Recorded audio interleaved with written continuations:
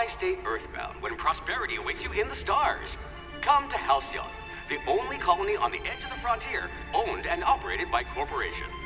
A trip of 10 short years will feel like mere minutes, thanks to the comfort and safety of your very own hibernation chamber.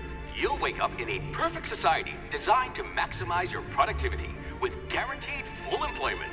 With only a minor term of service, you will become the master of your own destiny when you go out of this world to the Halcyon colony.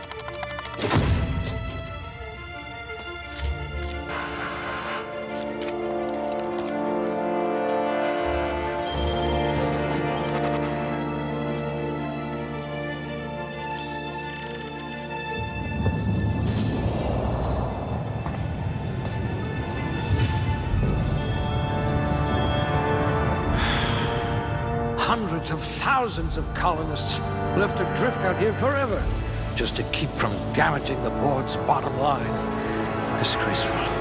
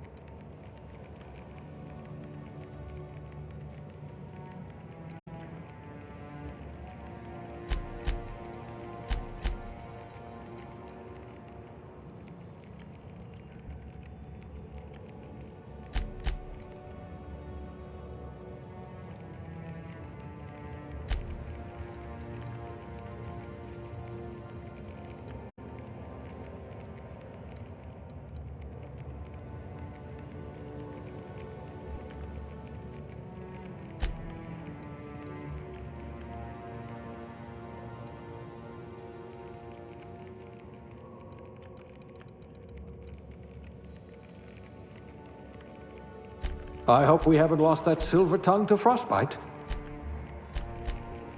I hope we haven't lost that silver tongue to frostbite.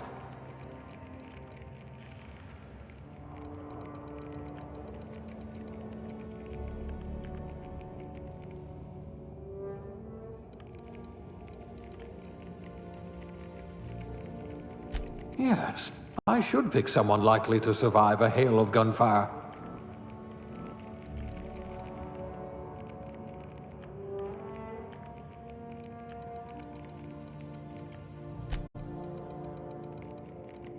Look at that! A real scientist!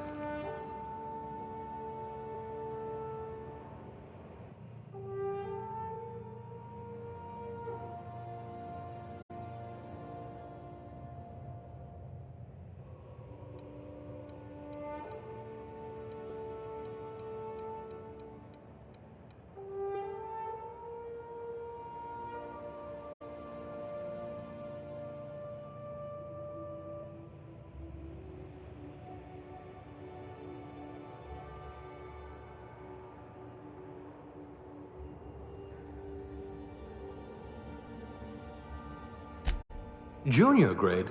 Oh, morphine dispenser. Maybe you can do something about this lump in my neck.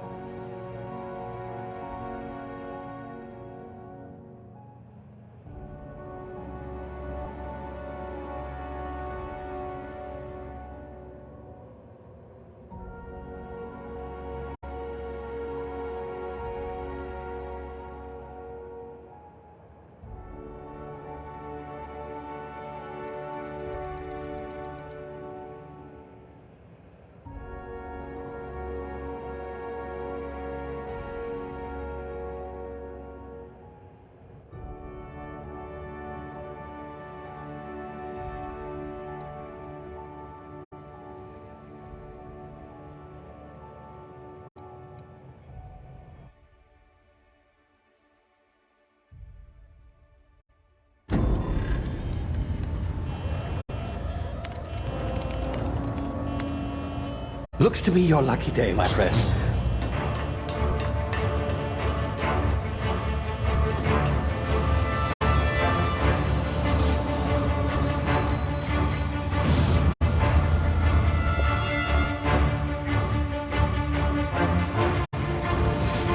Please power down your engines and prepare to be... Not likely, bootlickers. Initiate skip jump.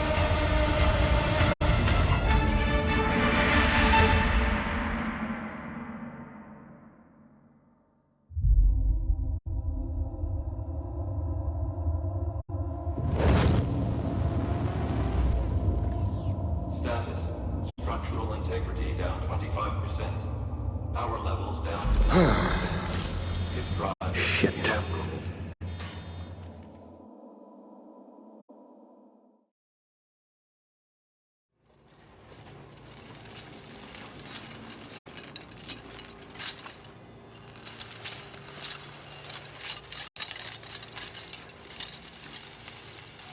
Ah, there you are. Wondering what's going on, eh? Bit of bad news there, I'm afraid. Your colony ship was inexplicably knocked out of skip space and forced to complete its journey at sublight speeds. This means that you and every other colonist on the Hope have been in suspended animation for 70 years, give or take. Normally, reviving someone after so long leads to some quite horrifying results. It's called explosive cell death, but it's really more of a liquefaction. Something wrong? Oh, yes, well, not to worry. I've pumped your body full of a special concoction I devised to keep you from dying so horrifically. Hopefully at all, but I guess we'll see, yes? Unfortunately, I used the last of my chemical supplies saving you. I know it's a lot to ask, but I must have your help securing more if we're to save the rest of your fellow colonists. I'd see it done myself, of course, but the board has a sizable bounty on my head. Now, my ship is inoperative, but I've managed to hire a smuggler to help you out. He'll be... Oh, I see we're in position. Good luck!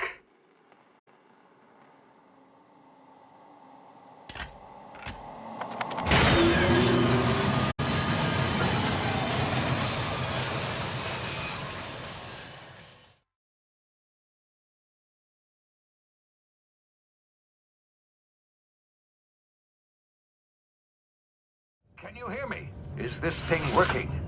Ah, there you are. Now, where were we? Oh, yes, the smuggler. His name is Hawthorne, and he should be waiting for you at the landing site. He's to be your chauffeur, so to speak. Not to worry, I'm told he's a specialist. Dashing gunslinger, one-of-a-kind ship, that sort of thing. You'll like him, I'm sure. I've also outfitted you with a simple wireless monitor, so I can track your progress. I'll check in with you as soon as you land. Good luck. All the colonists are counting on you.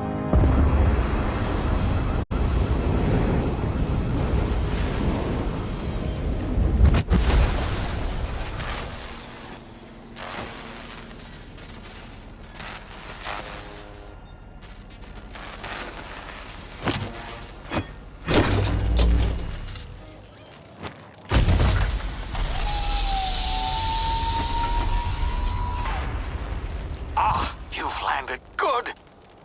Hawthorne should be close by. What in law's name? Is that him? Oh, that idiot. I told him to plant the beacon and move away, not stand there holding it. Oh well, no sense in letting his ship go to waste.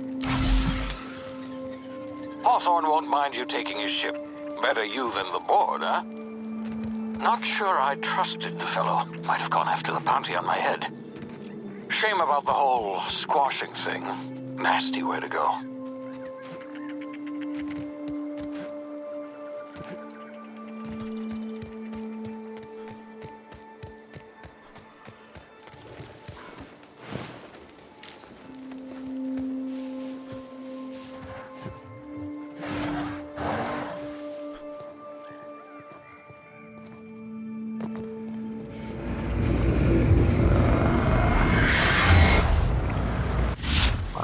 Now, you've been frozen for a while. Bound to be unforeseen side effects. come here. You've tried the best now.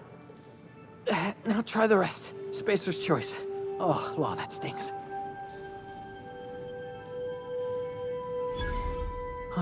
Looks like the bleeding stopped. I owe you one. Hope you don't mind me omitting this little exchange from my report. Spacer's choice doesn't like us accepting outside help. Better, thanks to you. I might have bled out on my own. Or worse, had to go begging the boss for some Adrena time.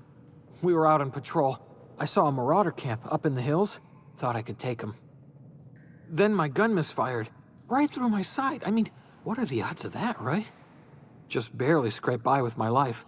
Crawled in here and blocked off the exit with those canisters. Gibbering, flesh-eating, law-breaking, unemployed lunatics with guns. Some hullhead grounded their spacecraft out in the open. That's a real good way to attract marauders. See those canisters by the entrance?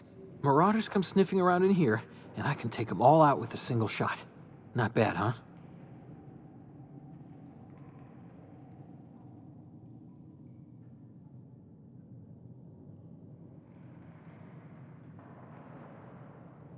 Yeah, okay. You look like you know your way around a gun. Got some spare ammo, not counting the bullet in my side. Here, you can have my saber too, for patching me up and all. All Spacer's choice weapons are now 30% less likely to malfunction. You've tried the best, now try the rest. Spacer's choice. Yes, nailed it that time. You hit your head or something? You're in Emerald Vale. We're a Spacer's Choice community. Edgewater's a little ways down. Prettiest place in the Vale. Be sure to stop by a provisioner's for a can of our famous salt tuna.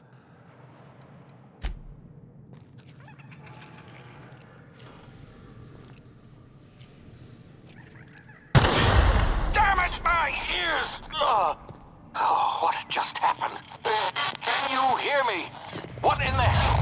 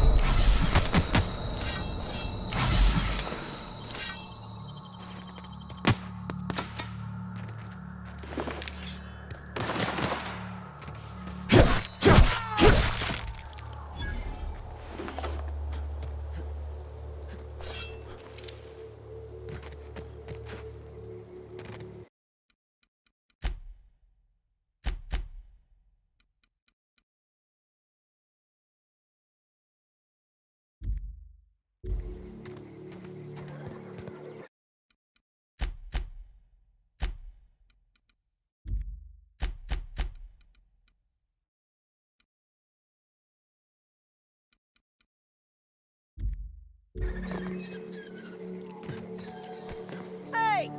Get over here before you get yourself killed! Don't know where you came from, stranger, but you best keep your head down. There's marauders hereabouts, and worse, landing violators. Gall on that rung leech! Landing in the Vale without using an official Spacer's Choice landing pad. I'd slap him with a fine if it weren't for all these marauders shambling about.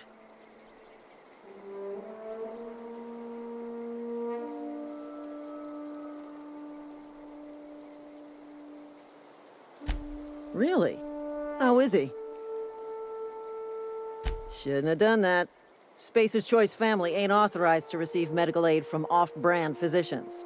We'll see him back to Edgewater, just as soon as I cross these marauders off with the swift, cost-efficient fury that's made Spacer's Choice the most trusted brand in personal defense. I just, you know, need a couple of winks to catch my breath. Stretch my legs some.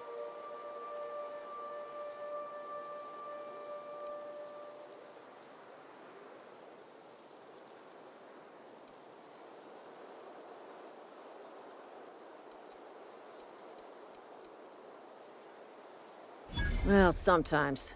Management's real good at cost-benefit analysis. But, seeing as I'm the acting manager in this situation, you know what? You're right. It's time we cross those marauders off, find whoever owns that ship, and file a full report. Then it's gonna be fucking laminated. Here we go.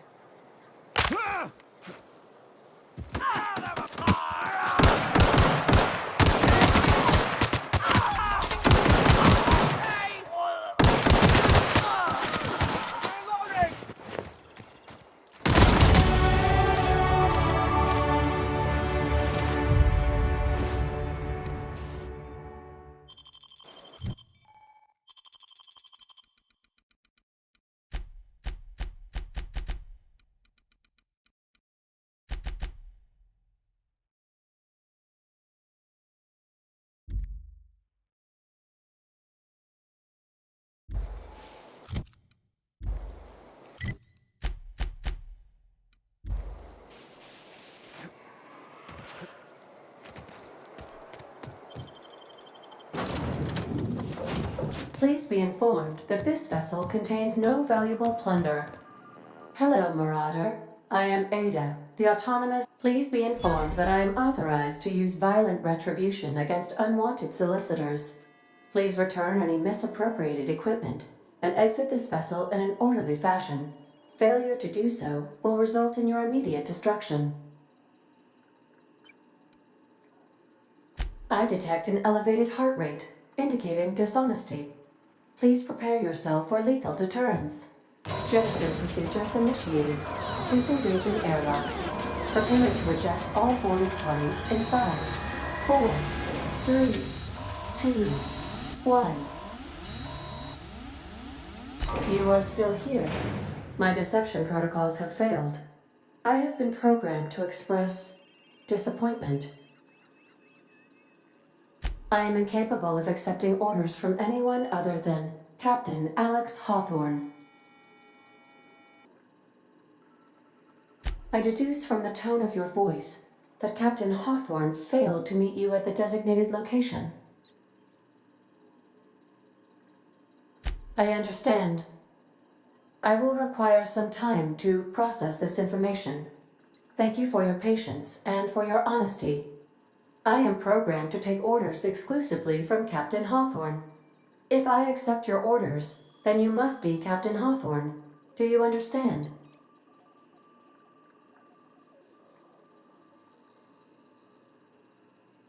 Well done, Captain Hawthorne. I see your powers of deductive reasoning remain intact. Unfortunately, our engine is currently inoperable. Our main drive suffered a critical power failure, and we were forced to make an emergency landing.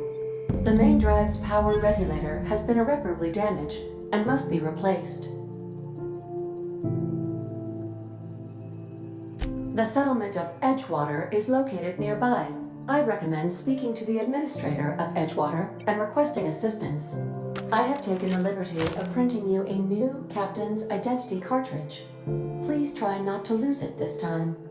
This cartridge identifies you, Alex Hawthorne, as the registered proprietor and captain of the Unreliable.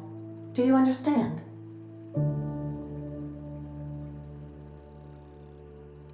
Thank you. I appreciate your cooperation.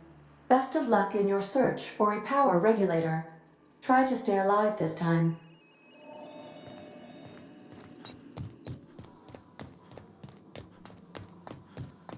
Due to catastrophic power failure, all doors will remain on security lockdown.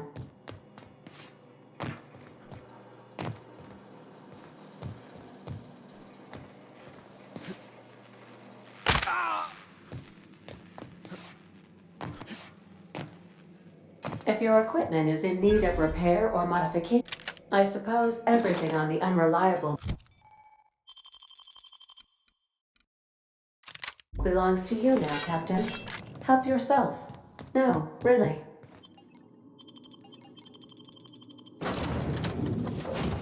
Say, this wouldn't happen to be your ship, would it? Because you sure walked in it like it was your ship. And if this ship is yours, well, mister, you owe Spacer's Choice a hefty fine. Afraid we gotta dock your pay.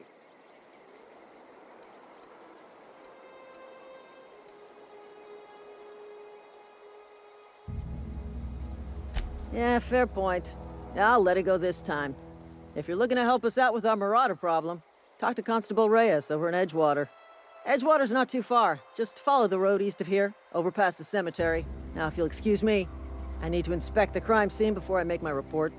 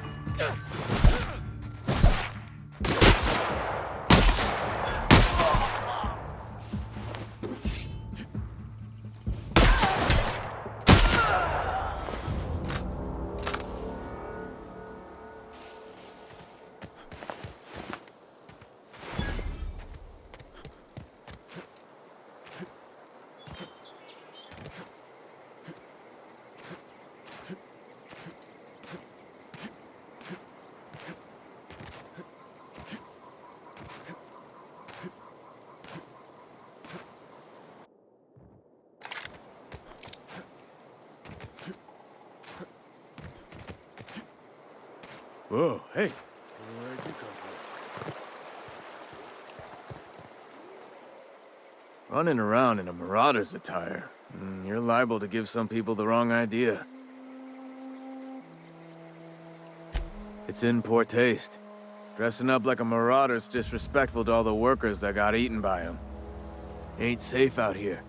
You'd best head into town. Avail yourself of Edgewater's high walls. And low prices. Pleased to make your acquaintanceship. I'd shake your hand, but I've been hauling corpses. You don't want none of that on you. Name's Silas. Junior in humor for the town of Edgewater. We're all part of the Spacer's Choice family.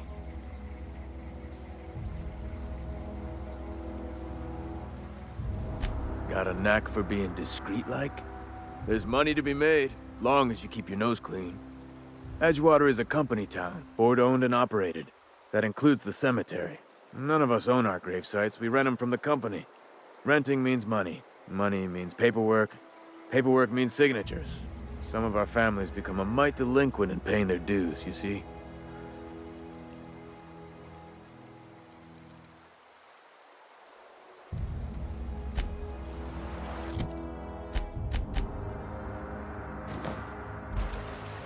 Huh? What? I was still...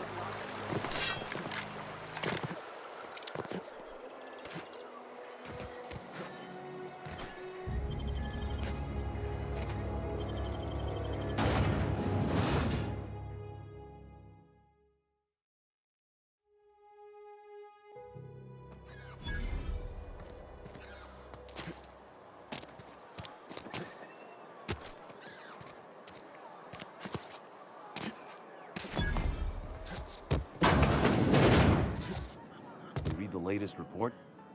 I don't know you. Amelia Kim, Spacer's Choice beverage dispenser. I don't know what you're about, but this here's a Spacer's Choice drinking establishment. We're all loyal, hard-working company folk here.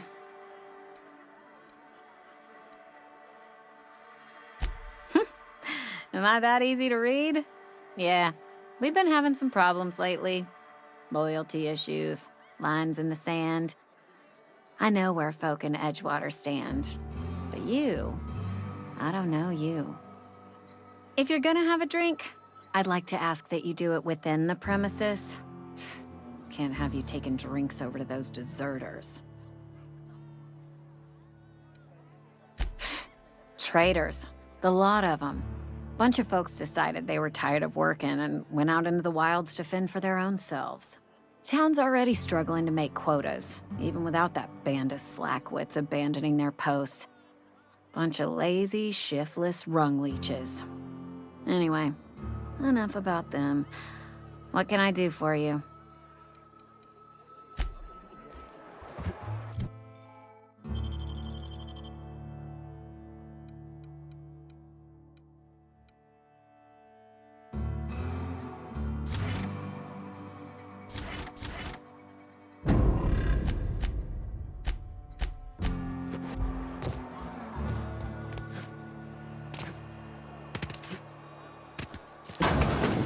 Yes, Mr. Thompson. I'm fine, Mr. Thompson. Never been healthier.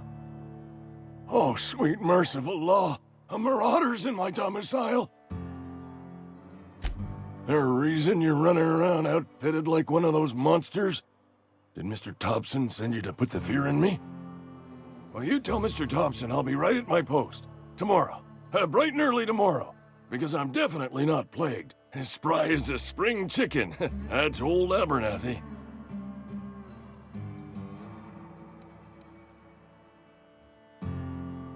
You some sort of wandering alienist? Walking into a man's own domicile, pestering him about his mental state?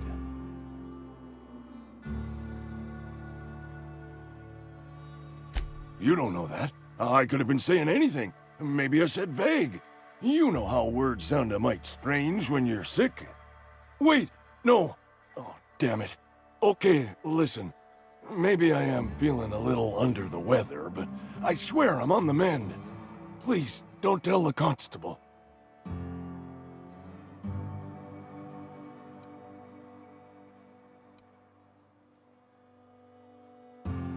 And become the town pariah? I'm already the oldest worker in town. I don't need to give him another reason to avoid me. Hey, you're hale and healthy and possibly for hire, ain't you? Do a good turn for an expiring old man? There's a cache of anthracillin tucked away in the old community center.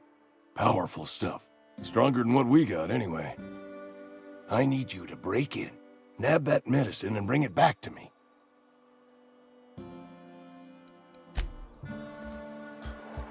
You're making a mistake working for us. Wish we had some better rations. Just the way it goes, I suppose. Hey, you hear about Wilson?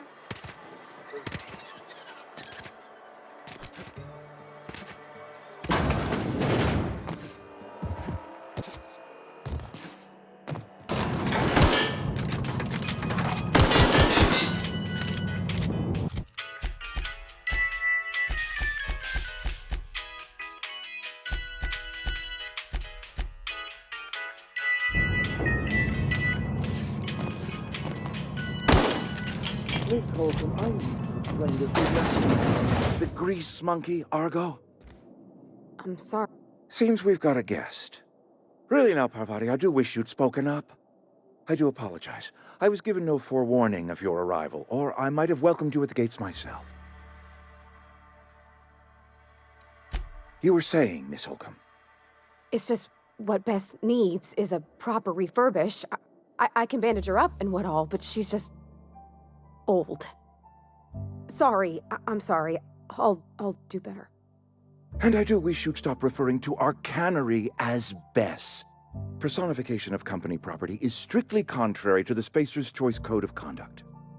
My apologies. I am not in the habit of allowing my guests to witness such a row. Now, what can I do for you?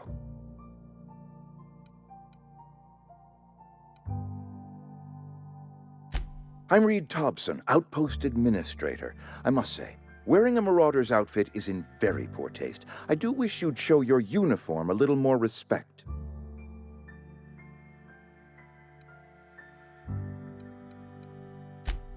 Yes, so it dawns on me. Seems I allowed my excitement to run away with my wits. Been a few seasons since we've had a visitor pass through. Only regulator we got is hooked up to the town transformer. Mr. Thompson ain't liable to be keen on dismantling it. I beg your pardon. I am most emphatically not keen on any such thing. I can't let you have our power regulator. But I happen to know of another one, and I happen to know exactly how you may retrieve it without frying yourself in the process. Oh, yes. Saw someone put his hands on a regulator while the power was running. His legs were still twitching when we buried him. There's a power regulator in the old botanical lab. It's mostly abandoned, so all that power is being squandered. Go down to the geothermal plant. Reroute power from the botanical district over to us. Once their power's shut down, you can have their regulator and be along on your way. I was not entirely sure how to tell you this. The botanical labs are not legally inhabited, but there are people who live there.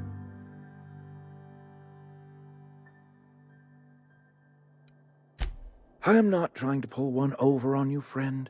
You were bound to run into them sooner or later. The people living in the botanical labs, they're deserters, former workers. I need them back at their posts. I need them to come home.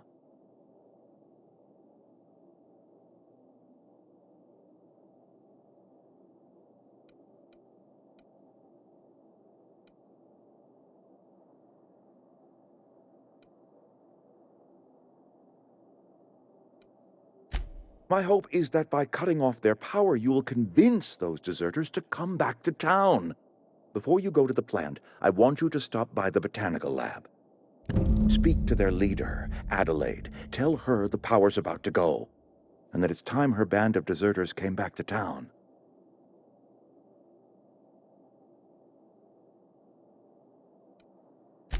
Adelaide's older than the other deserters. She's dignified, kindly. From what I understand, her camp looks to her for leadership.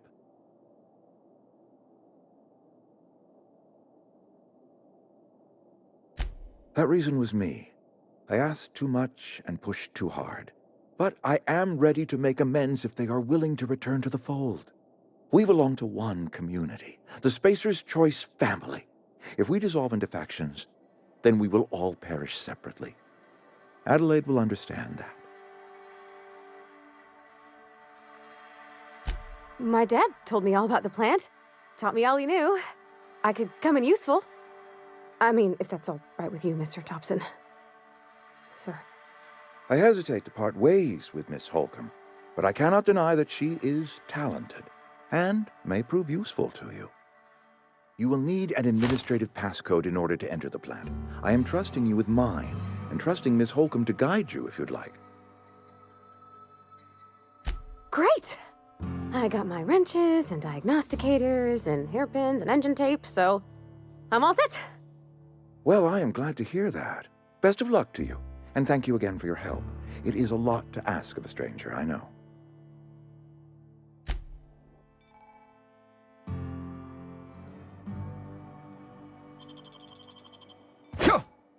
Shh.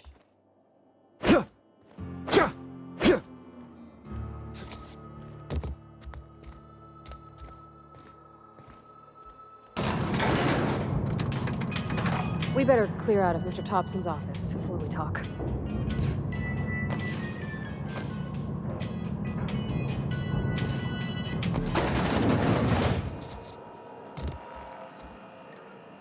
Sorry. You just want to get out of here.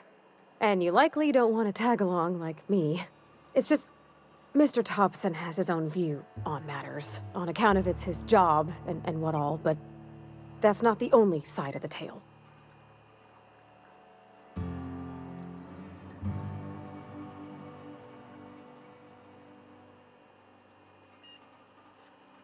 To Mr. Thompson, a person's a gear. It does its job quiet-like. If it squeaks or stutters, it gets replaced. The deserters are decent folk. I knew some of them before they left.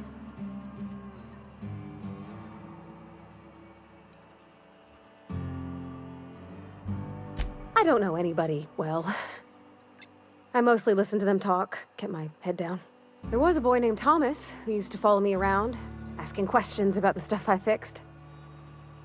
He was real sweet to me. Not any sort of dissident. Life's hard here, especially for them that don't fit in so well. We're one big Spacer's Choice family, but every family's got the one the rest whisper about.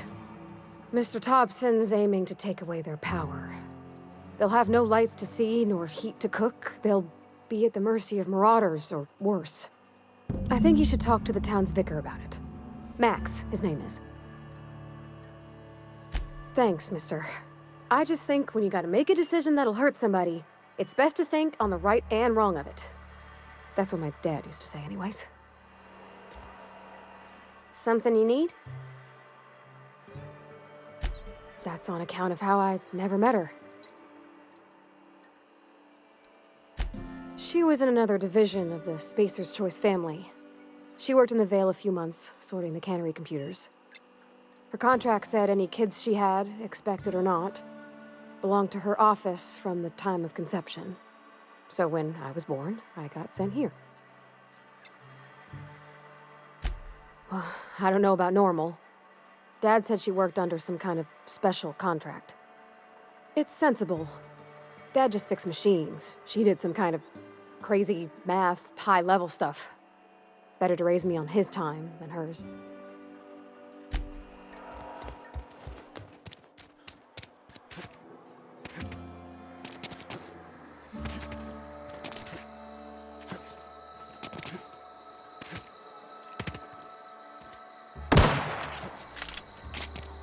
I'm sorry. I'll just be a minute. You had a minute. Next one comes out of your... He's off the threat.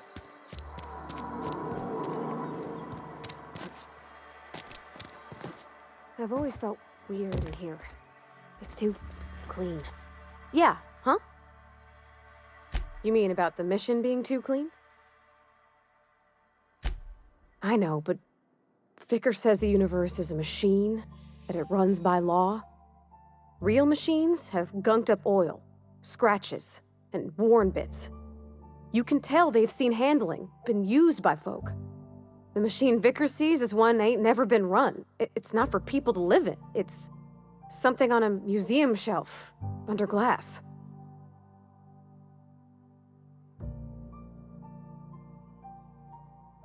Fixing the universe is a job for somebody way better than the likes of me.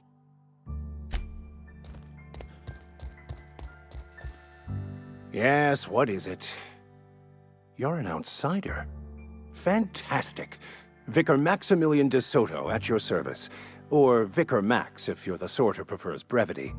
And Ms. Holcomb as well. How rare to see you out. And with a complete stranger. Curious. Just tagging along, Vicar de Soto. Don't mind me. I so rarely get new people to talk to. Name your poison, anything at all. Spiritual counseling? This season's tossball predictions? The quickest way out of town?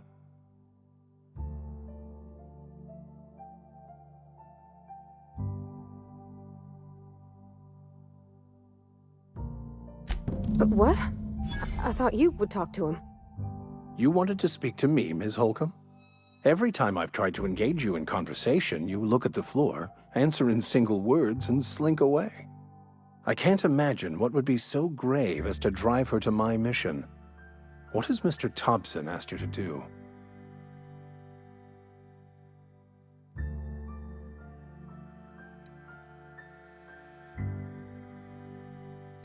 Depriving them of safety from the marauders and wildlife. I can see why that troubles you. Miss Holcomb has a soft heart. Always has, if you believe the talk. Assuming your goal is to save as many as possible, then you should bring everyone together. Send the power to Edgewater and convince the deserters to return to the fold.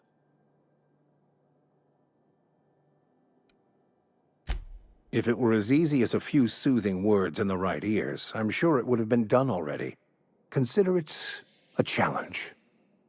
If you don't mind a bit of unsolicited advice, be cautious on your way to the geothermal plant. It is not as safe as you might assume. One of the reasons I transferred here was to fulfill my duty in hunting down banned heretical texts. I happen to know such a book is, as we speak, tainting a collector's library in Emerald Vale. However, the collector's residence lies outside the town's walls. My retrieval efforts have been thwarted by marauders who have overrun the property.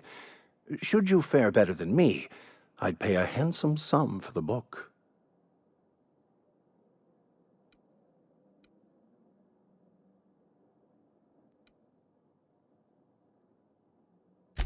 I just want to keep the writing out of layman's hands. It wouldn't do for such information to fall into public consumption.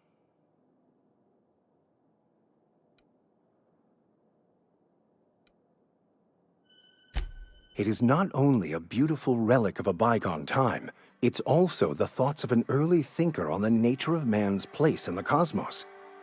Not many in this colony could understand its true value, should they ever read it. Thank you. If you retrieve it, you can always find me here. Where are we headed?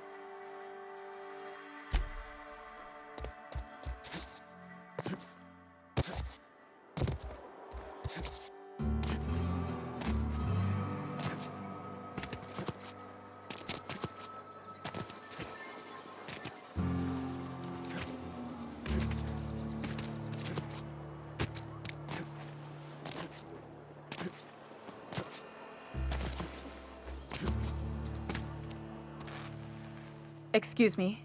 I'm Esther Blaine, Spacer's Choice Actuary. I overheard your talk with Abernathy. I hope you're not thinking about getting him that medicine.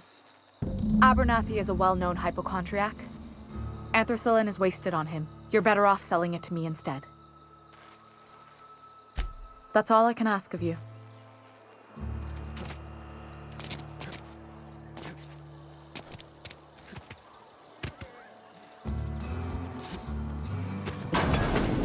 I'm not allowed in here.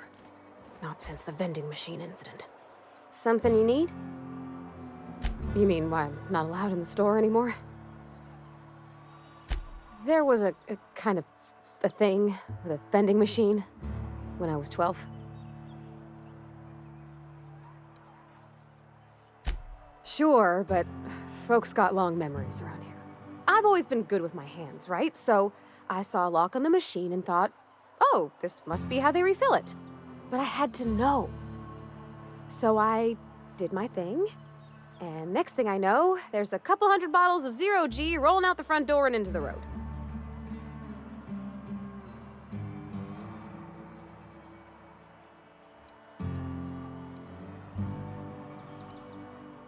Well, sure. They're not tough. Even back then, before I got real good at that sort of thing. Right about then, a bunch of loaders came rolling in the gate, fresh off the Saltuna ships. And Mr. Thompson was up on the porch making a speech about how everyone would have to volunteer a third shift to get it all canned. Anyhow, you ever seen an auto loader run over a bottle of 0G?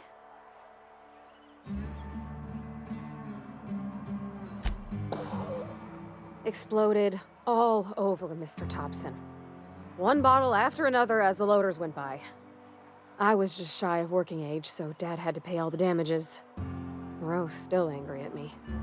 I can laugh about it now, but I just about puked up my guts in terror in the moment. That's the one time I ever made Mr. Thompson look a fool.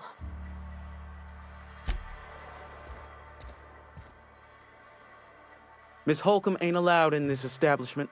Not since that little incident. Absolutely. I'll keep my hands in my pockets.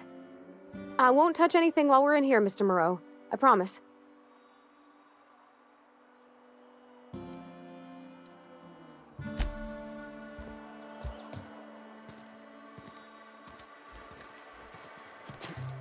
Another day at the cannery.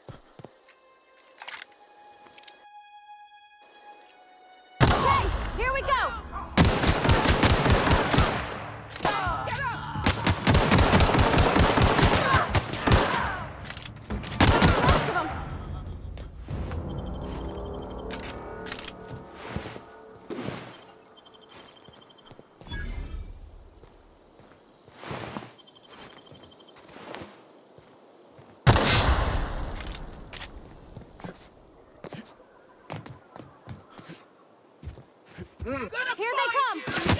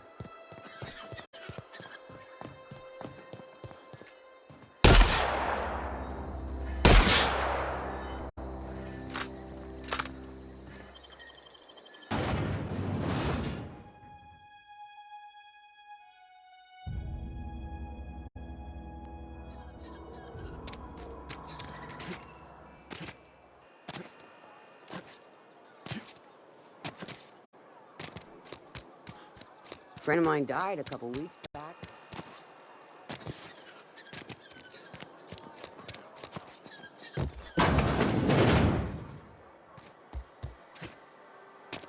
Keep your distance, friend. Stick house is no place for a traveler. Heard something outside the walls today. Nothing for us outside those walls.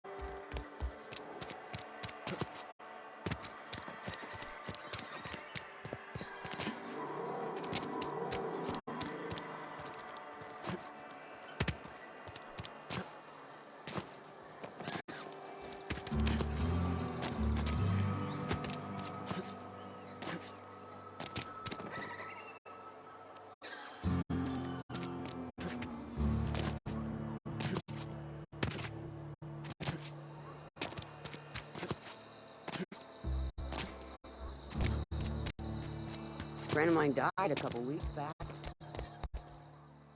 You wanna mingle, go try the cantina. I know that, but I got nobody else to turn to. Reed would have wrote me up. Constable would have locked me up and wrote me up. Could have gone to see the good vicar, but I never did find my courage.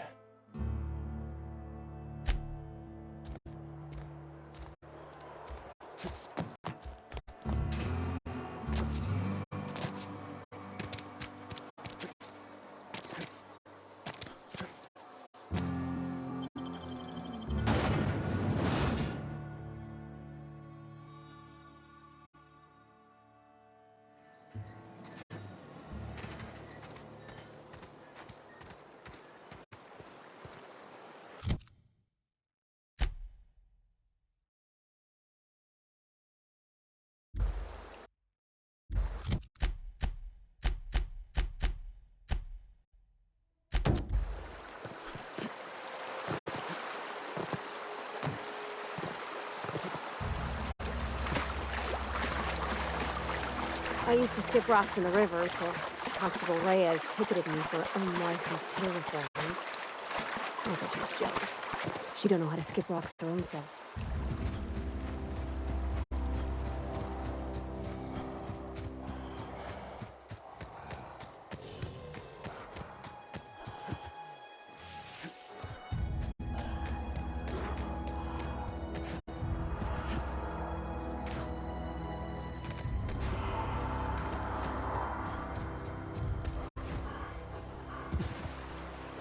Huh? Incoming!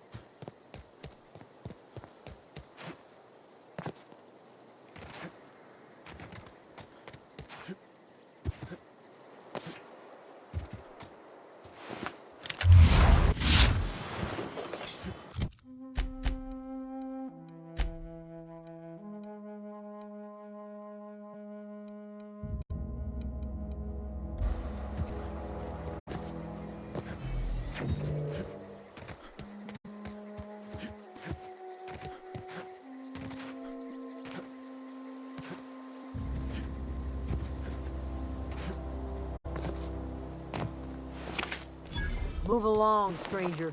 We don't want any trouble. I don't know you. Whatever you're looking for, it ain't here. Move along. Answers, huh?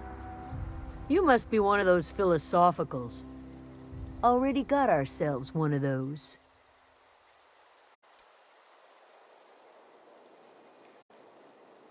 Yeah, that's us. And you can tell Thompson we're doing just fine by ourselves. If you're gonna start wandering around my camp, know that I got my sights on you. Over in the hothouse, tending crop. Enough with the questions. No offense, but I've got a lot on my mind. Much obliged.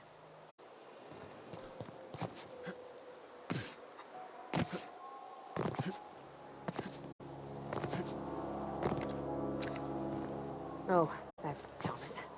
He used to follow me around before he left the cannery.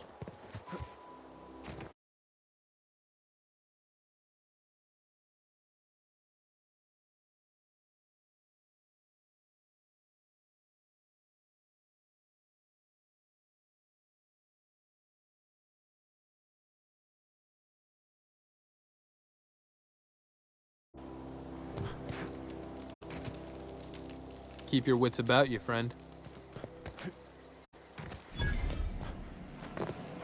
Keep your wits about you, friend.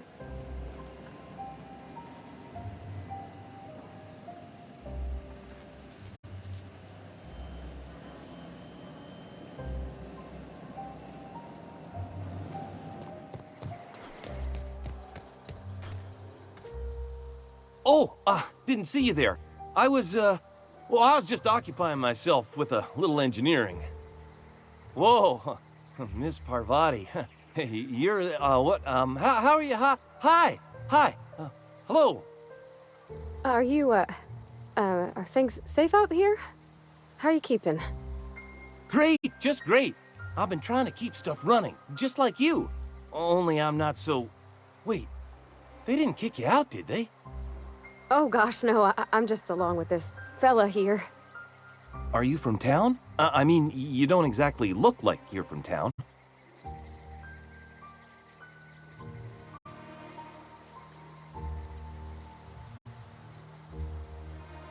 Never heard it phrased in such a way before. I guess we're all trying to get our ships off the ground, ain't we? Sorry, I just wasn't sure if you were from town or if you were one of us. Something's been chewing at me, you see. Fact is, I've been, well, lying. To everybody here. Camp thinks I'm a mechanical genius, but I couldn't fix a busted chair. I'll take all the help I can get. I set my mind to learning the craft of the engineer, you see. I want to make something of myself. You ever heard of the Young Spacer's Guide to Mechanical Engineering? Comes in a set of 3. If I had my hands on one of those data pads, I could teach myself the ins and outs. Those are good. My dad kept a copy with him when he was working in the cannery.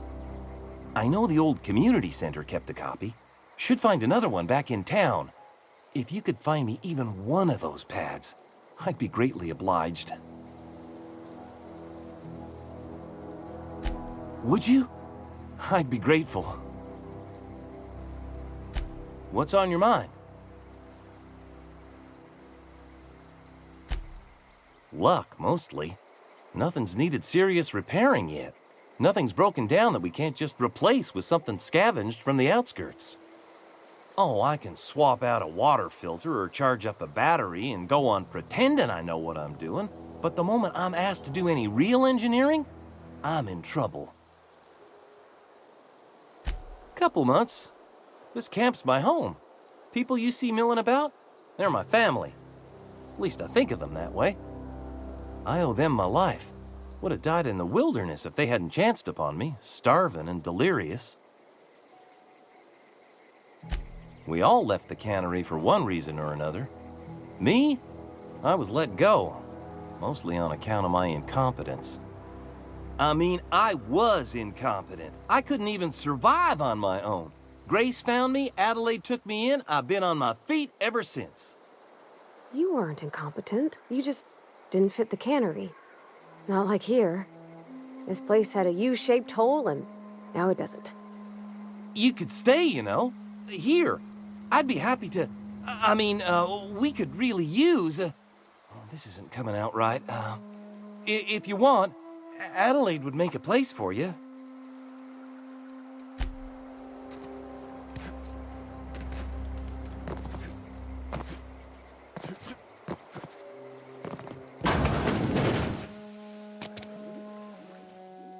If you're hungry, there's meat turning on the spit outside. If you're bearing illness, find a place to lay your head down and I'll fetch you a poultice. Whatever your troubles with Edgewater, leave them at the gates and be welcomed here. Any questions, dear?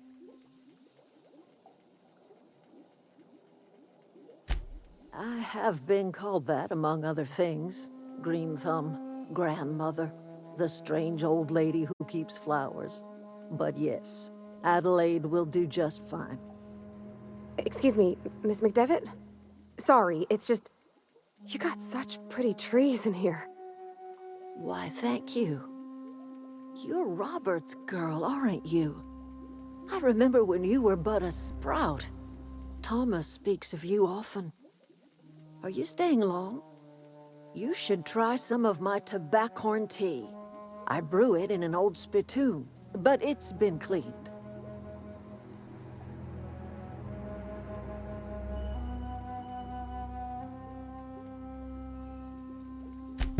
Reed Thompson?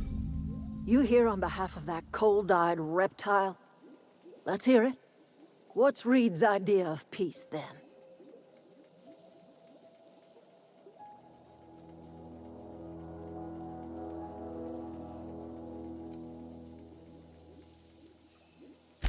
Make amends?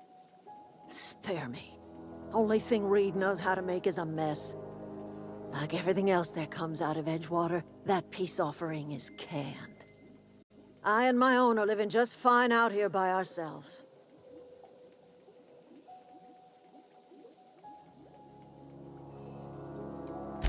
You're doing this for Reed? Why? Cannery's got a regulator. You want ship parts, you ought to rip them out of the cannery's guts and leave us be. If you're going down to the plant, You should divert power away from Edgewater and toward our end of the grid.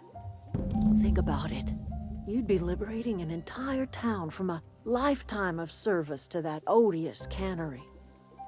Seems the sort of thing a hero would do.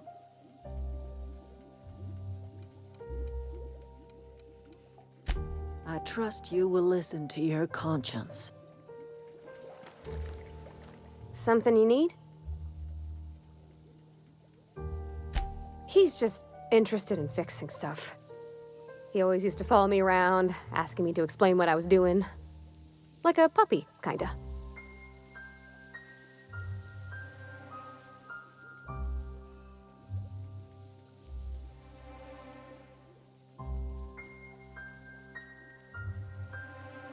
I'm just glad he's alive.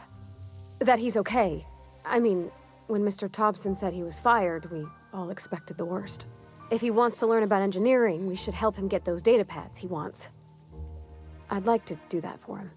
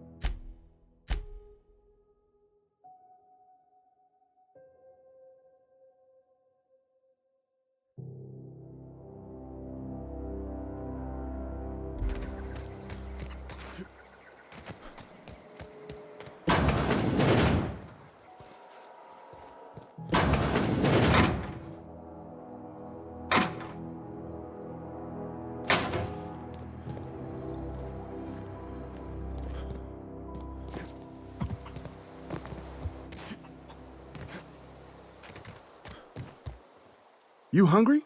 We got canid ribs, canid flank, canid snout too. Something I can help you with? Fresh off the limb, and that includes canid meat.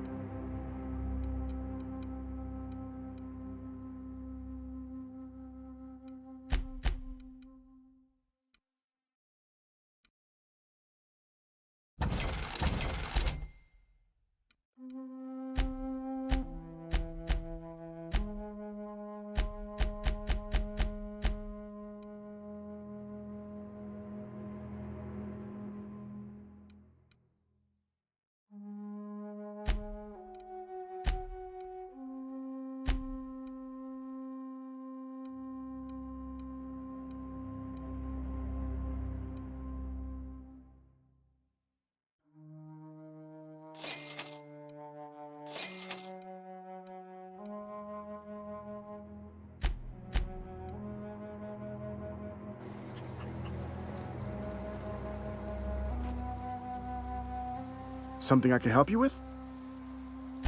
Fresh off the limb, and that includes canid meat.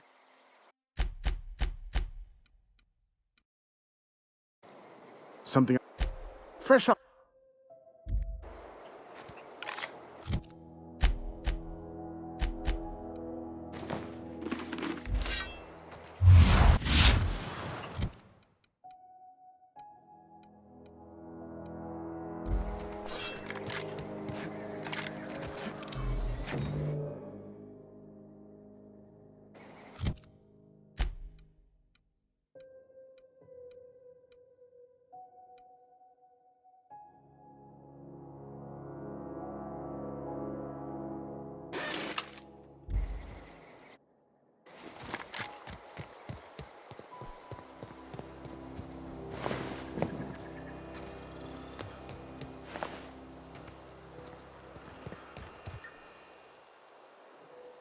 Thought I told you to move along. Armed strangers wandering into my camp for one. Some of my camp wandering out for another.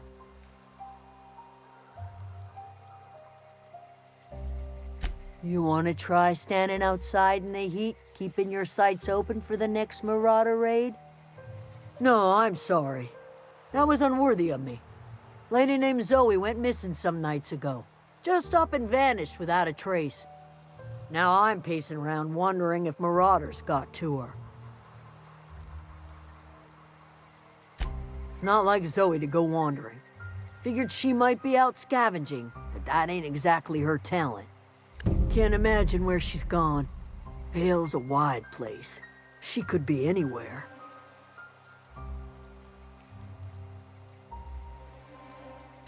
Appreciate it. Honest.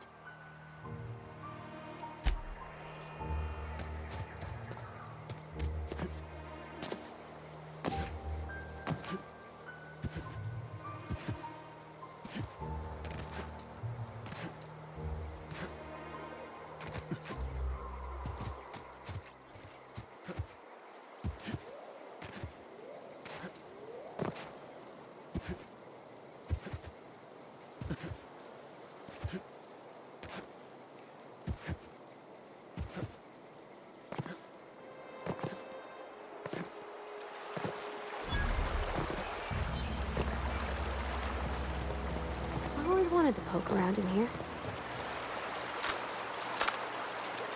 Something you need?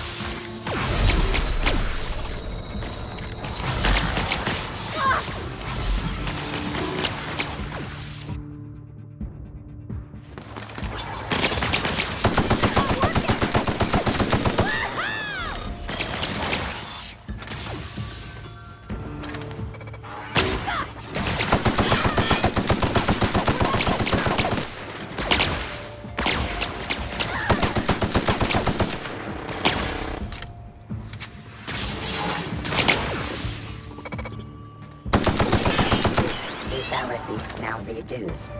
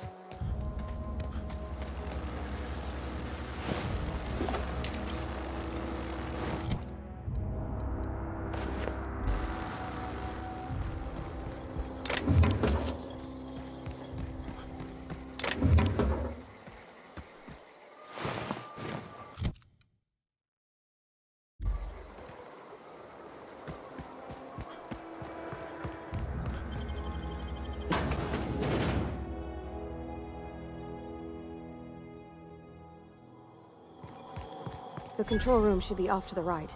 I hope we're doing the right thing.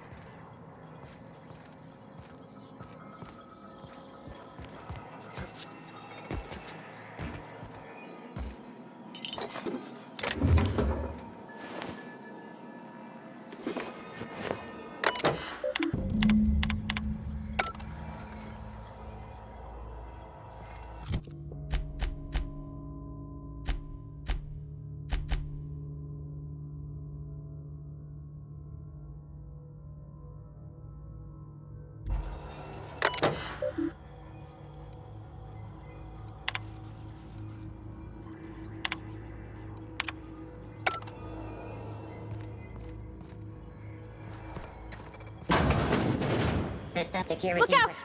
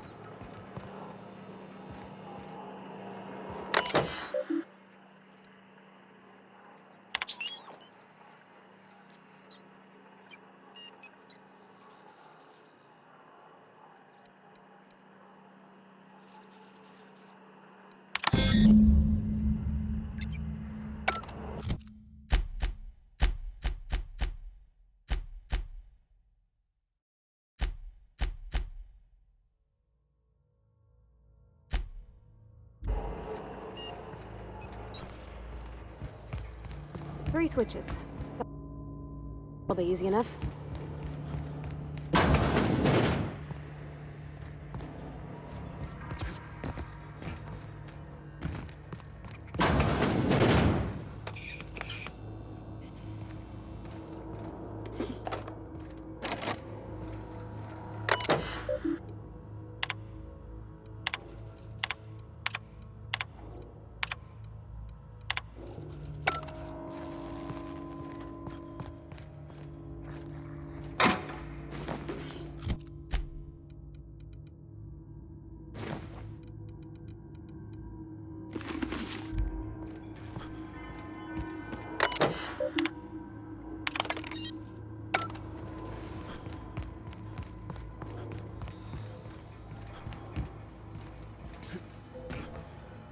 Oh, No!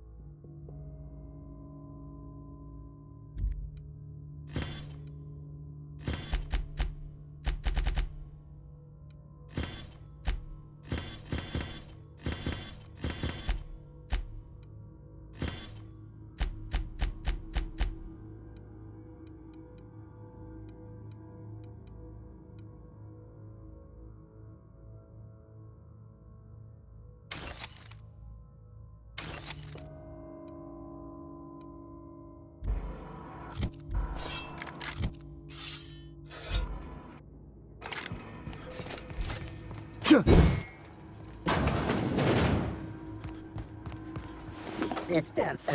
Watch out!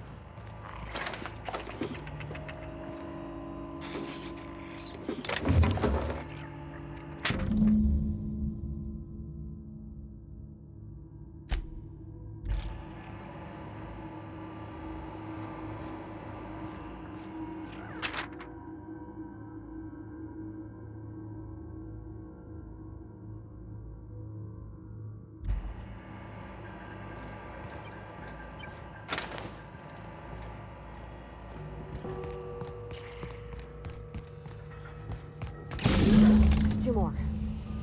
What'll happen to Miss McDevitt's folk if we send power to the Vale? Something you need?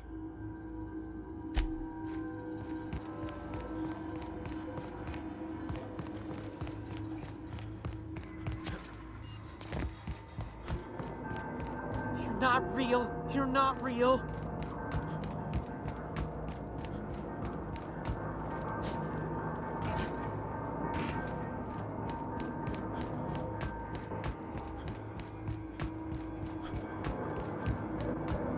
Get away!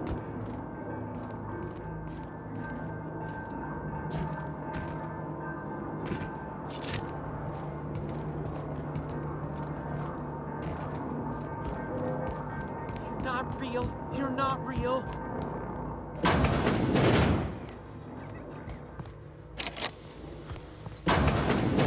Mind the steam. You're liable to get scalded. Processes. Here we go!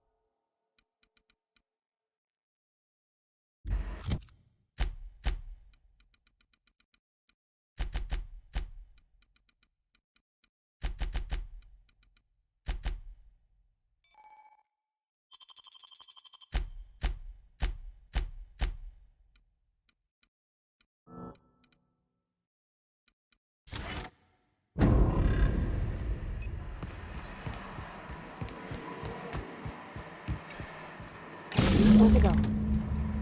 If we send the power to Miss McDevitt, what happens to the Vale?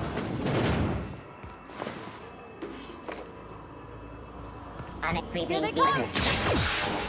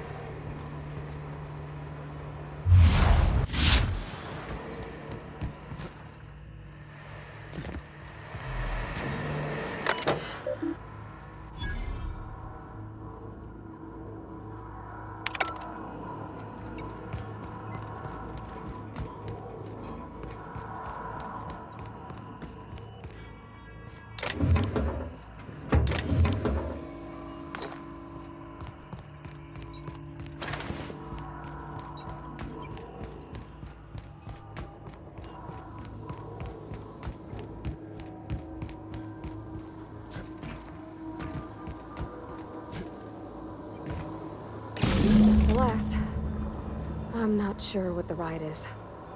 Alls I know is the decision's final. Where are we headed?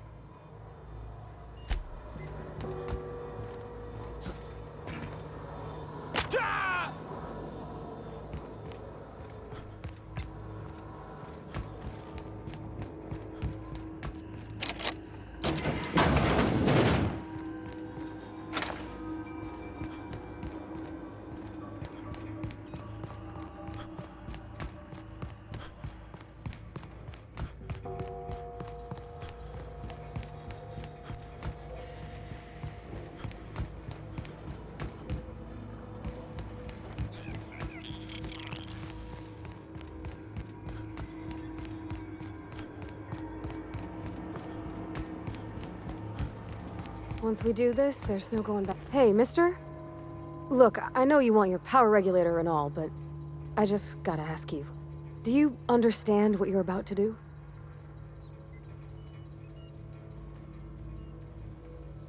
I don't think you should cut off Edgewater's power. I think it would be cruel. I'm sorry. That just sort of came out all at once. Edgewater's hurting. We've been losing workers year after year, and corporate hardly ever sends replacements. There's barely enough Saltuna to fill our bellies anymore. But the town's got some good people in it. Decent, hard-working folk just living their lives the only way they know how. They don't deserve to be punished.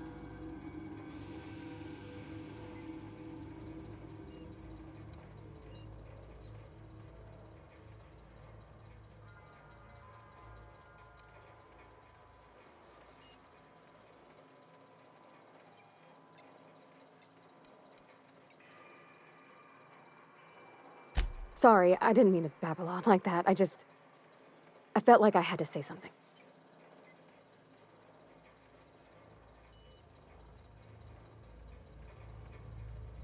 Really? I mean, wow. Thanks. No one's ever told me those words in that order.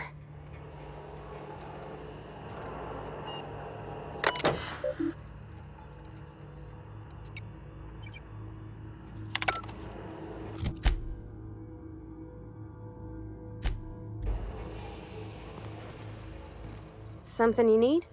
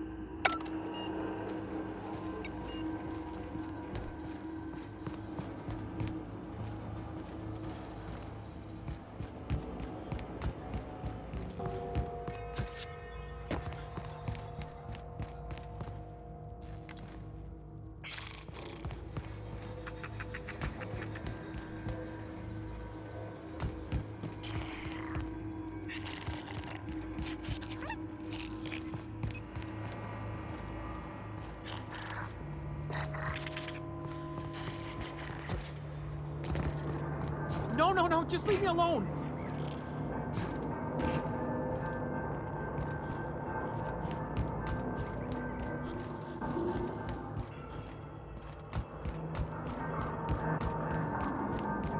Go away, Phantom!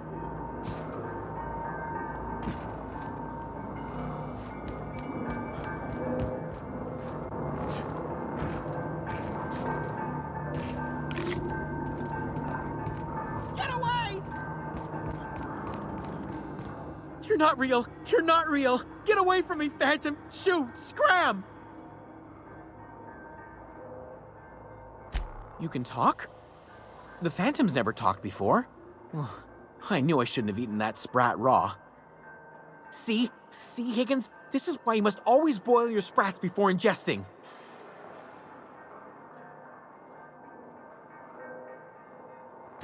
Of course. Do excuse me. I experience brief flashes of mania during which I am visited by the phantoms of my imagination. Chester D. Higgins. The D stands for definitely not insane. I use it as a reminder. Oh, Higgins has been many things over the years. Sprat Wrangler, Saltuna Critic, Aetherwave Personality, Chairman of the Board, Galactic Defender, Sisty Pig Tycoon. I've come a long way for someone who started off as a simple engineer right here in this plant. I specialized in automechanicals, drones, sentries, repaired them, maintained, upgraded, did it all from my old workroom just over in the next section.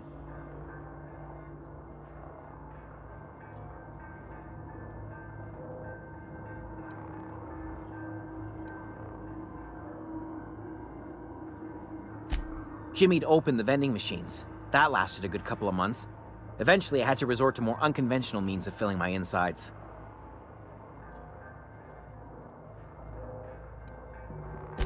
Braised, boiled, charred, skewered. Sprats are good eating, friend. Chock full of brain food. Mechanicals lost their bolts. Opened fire on anything that moved. It was pandemonium.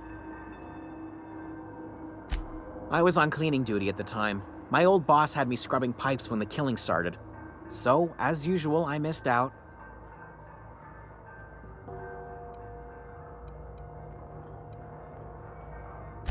Jimmy'd opened the vending machines. That lasted a good...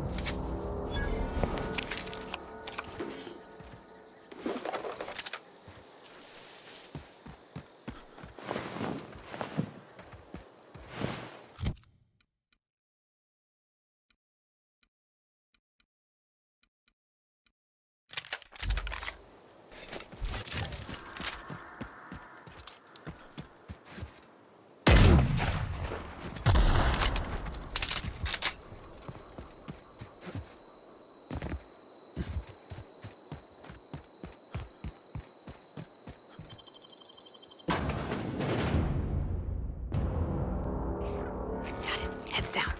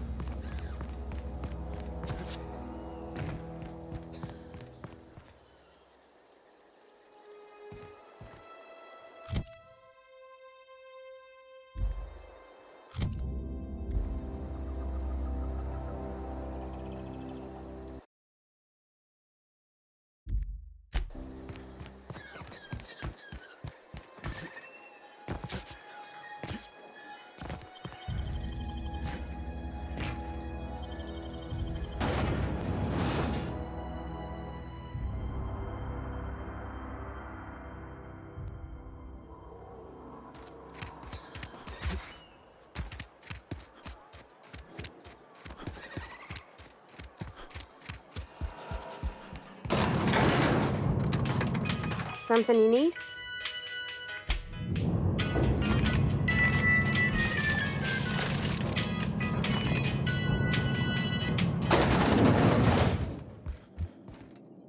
If you could see your way to getting us our power back, I'd appreciate it.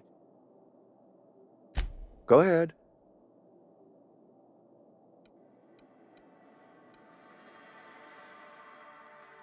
Adelaide was our only flavor specialist. We are a Saltuna canning institution.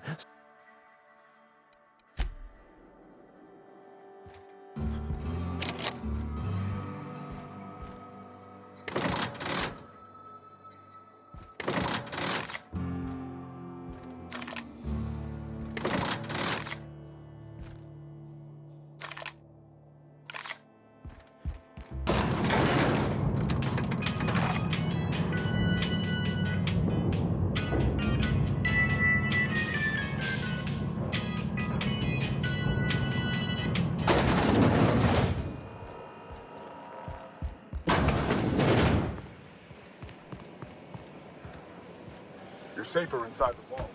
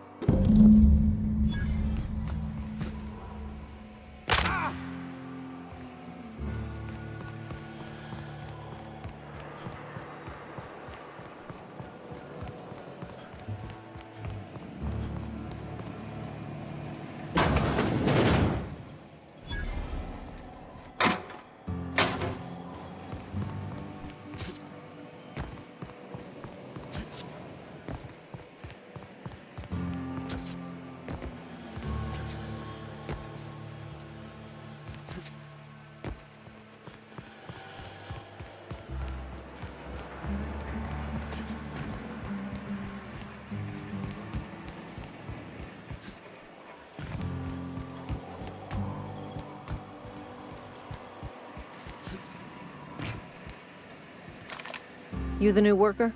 Whatever. Make it quick, Tenderfoot. I'm busy.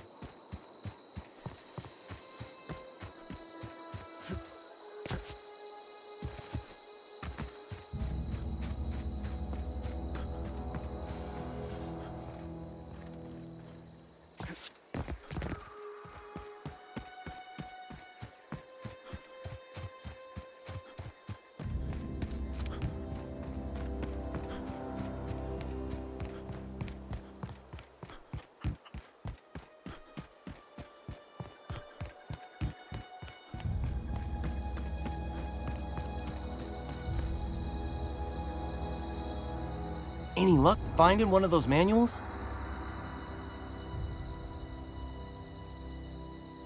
No kidding! Really?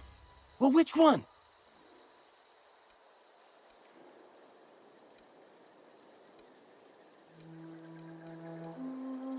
Look at that!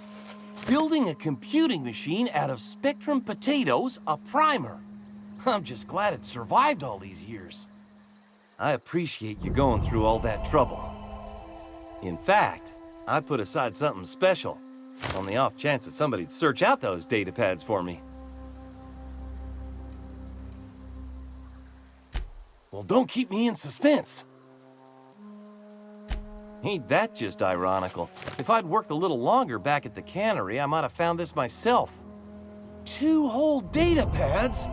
Be still my beating heart. Oh, almost forgot your payment. Well, don't keep me in suspense. The geothermal plant? Now that is just incredible. You really went exploring down there? Adelaide always told us it was swarming with hostile mechanicals. That's a complete set. All 3 parts. I'm gonna be the greatest engineer Halcyon's ever seen. Aside from you, Ms. Parvati, I swear, I'll do you proud. I'm glad we could help, Thomas. I've been saving something for you. Just a little contraption I found. Should fit right into your outfit.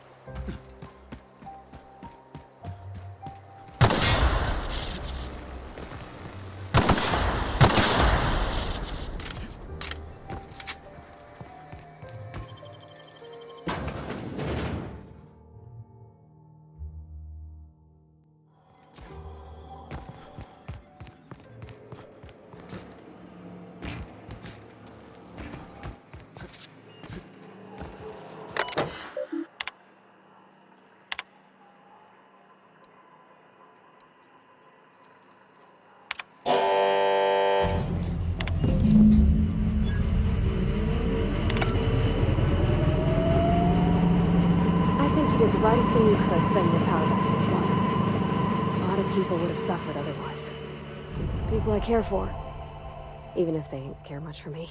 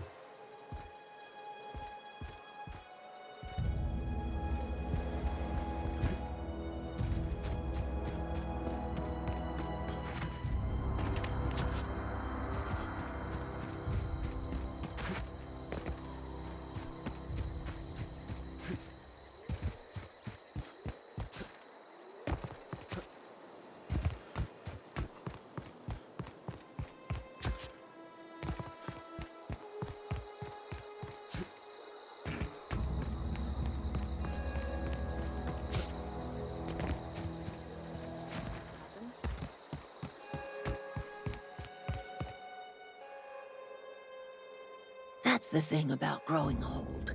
Your eyes start to fail.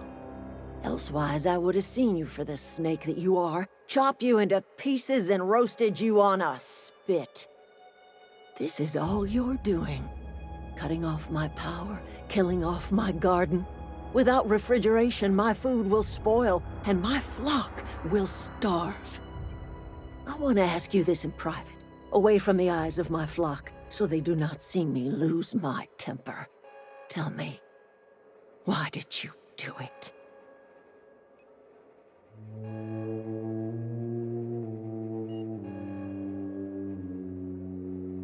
You want my flock wasting their lives in that cannery? Fine.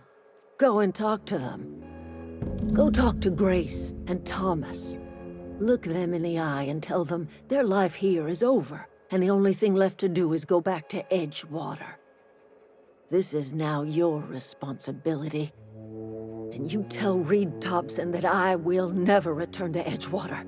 I would rather die among my flowers than live under his management.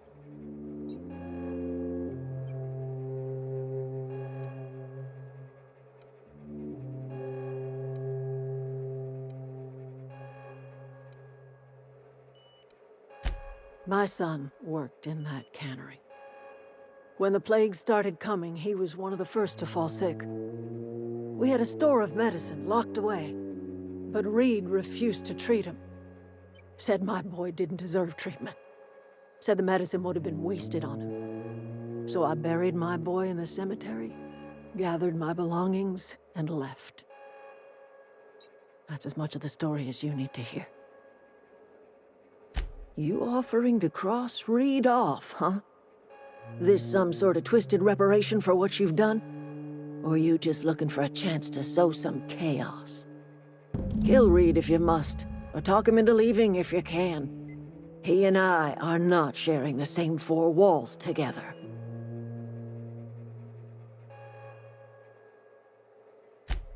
Tell Reed that I can make his people healthy again. I can end their plague. Start a new garden right in the cannery. 3 square meals for every man and woman in Edgewater. Tell him how I've made the Vale bloom again. The soil has whispered its secrets to me, and I alone know how to breathe life back into the earth. The secret is human corpses. I've been grinding them up in my fertilizer for years. Marauder, worker. don't matter much to me. The human body is rich with nutrients.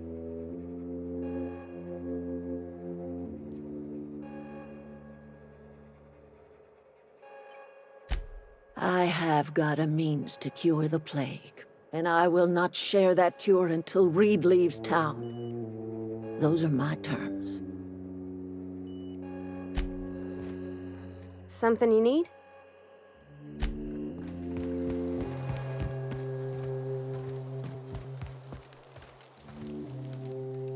Marauders can't see us in the dark. Wild canids, on the other hand. The matter's been weighing on me. I'm staying put until I know what's become of Zoe. Don't want that question haunting me all the way back to the cannery.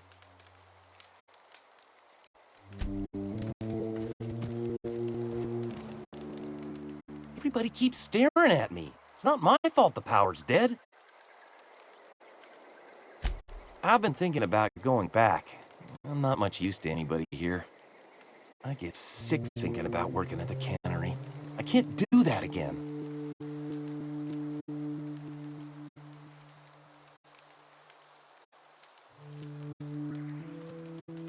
You know something? I think you're right. The town could use another engineer, and I'm on my way to becoming one. I could do a lot of good in Edgewater. Maybe even keep a garage of my own with a little workbench and my very own toolbox. It's just... Adelaine's never gonna forgive me. Not in 100 years. I go crawling back to my old life in Edgewater, and I'm as good as dead to her.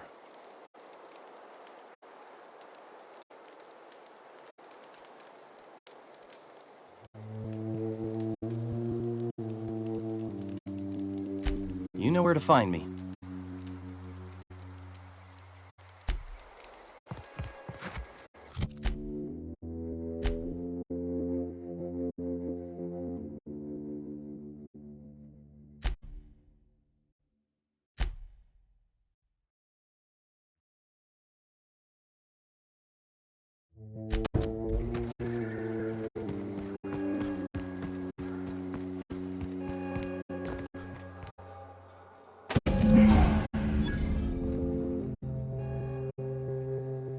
Look at that.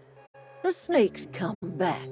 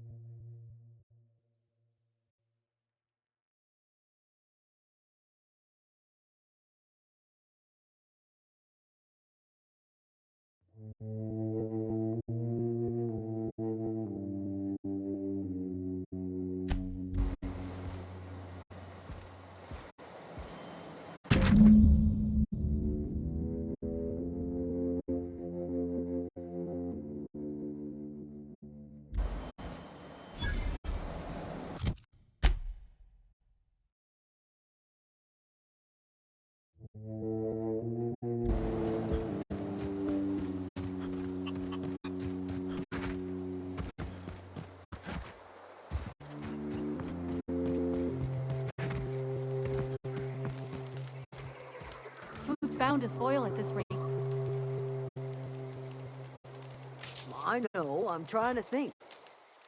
I'm not in the lightest of humors right now.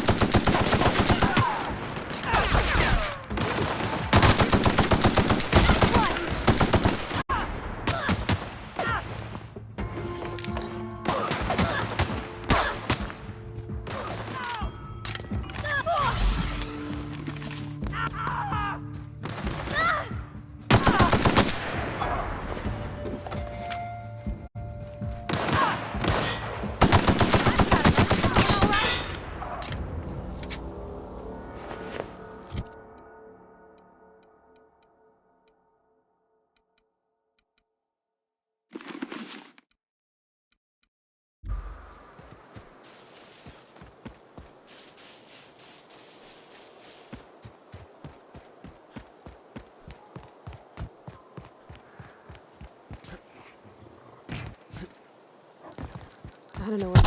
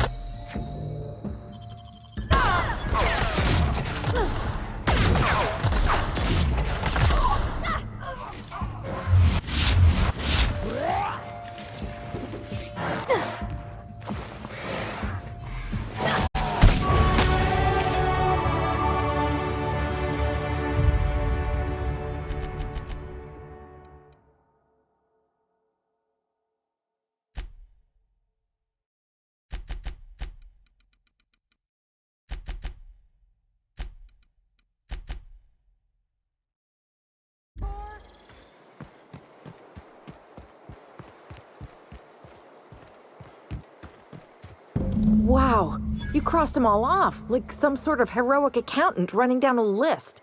Teach me your ways.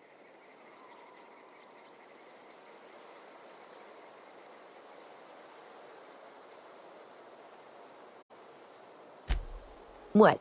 You mean Adelaide's little congregation of nature-loving nobodies? I could not possibly be less interested in them. You, on the other hand, you were a sight to behold. If I had half your skills, I'd be the greatest outlaw the coast has ever seen.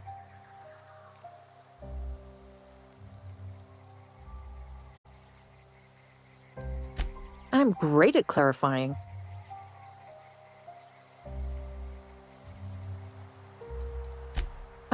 I'd heard some outlaws set up camp in the botanical labs.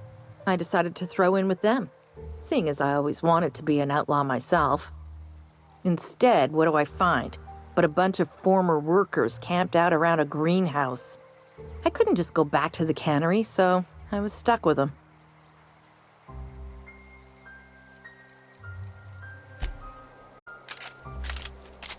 What I wouldn't do for a Wentworth. Why? Adelaide wants me back on garden duty or something? Thanks, but I'm not going anywhere. This is where I belong.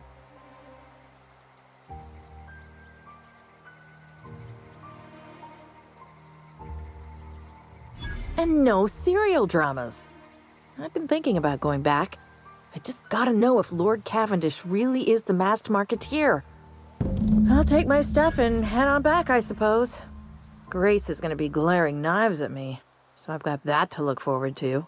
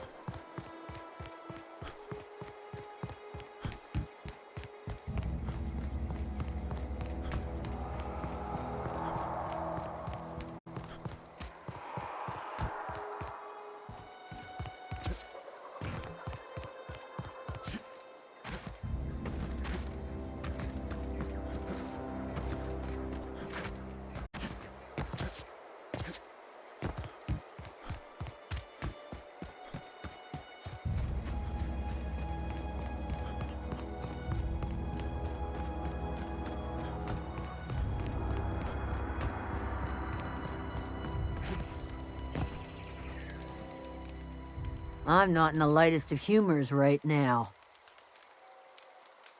We didn't always get along, but I'm glad to know she's safe. What happened, anyway?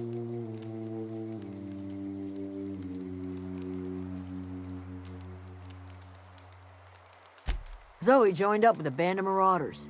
Zoe. The same Zoe who doesn't know a barrel from a trigger. Well, I've heard stranger things. You pretty much did my job for me. Least I could do is pay you for your trouble. Let me know if I can do something for you.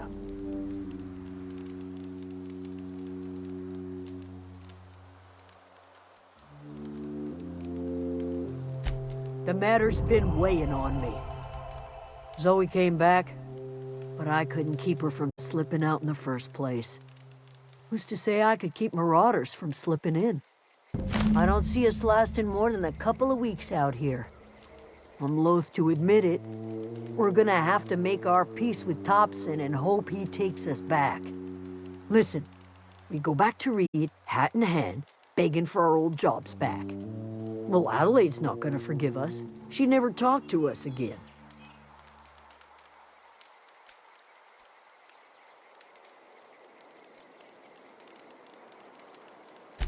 Edgewater's not just a town to Adelaide. It's a symbol of everything that's wrong with this colony. A big, heartless machine of metal and gears grinding workers down to dust. We're the closest thing Adelaide's got to a family. We go back to Edgewater, she's gonna feel betrayed.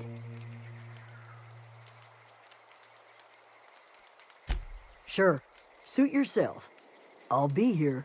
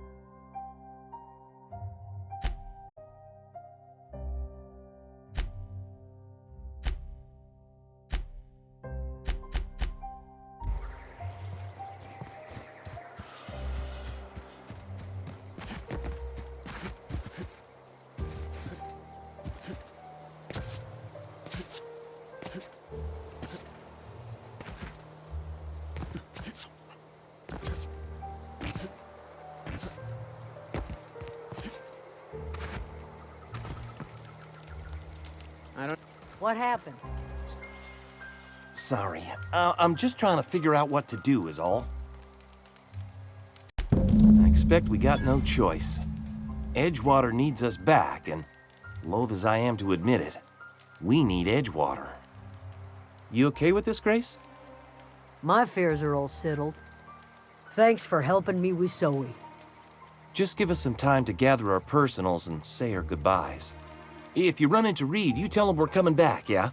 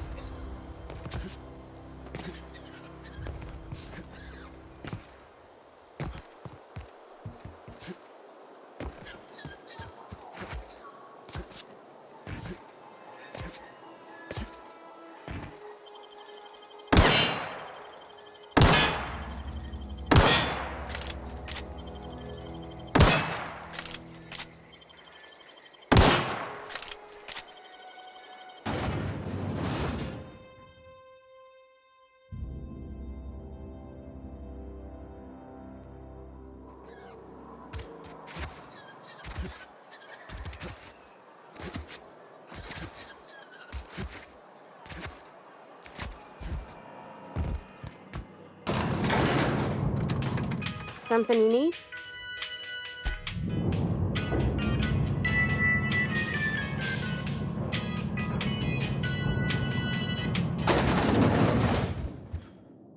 This is a fine day, friend.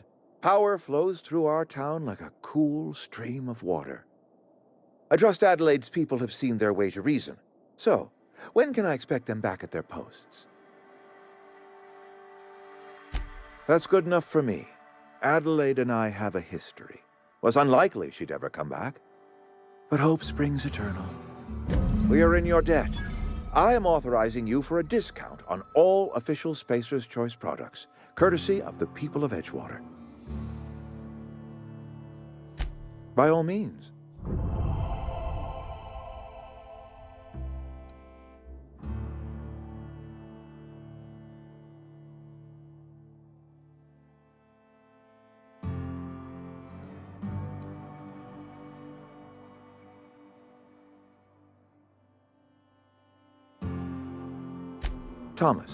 Thomas Kemp? I remember him. Had to write him up for daydreaming a few too many times. He tries real hard, Mr. Thompson. This is something he wants to do. That'll make him twice as good. I will give him a chance to impress me. If he knows his way around a toolbox, I may have a place for him in the Holcomb workshop. This whole fiasco is not one I am keen on repeating. I was too hard on my own workers. I pushed them to their breaking point. With more hands at the cannery, I expect productivity will rise. I expect we'll grow. And I expect I can ask corporate to send us some more medicine. We'll survive, one way or another. I do. Grace Romero, wasn't it? Brusque, truculent, never seemed to care much for cannery work.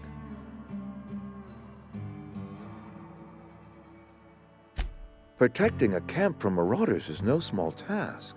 I'll see to fitting her out in a guard's uniform. Something you need?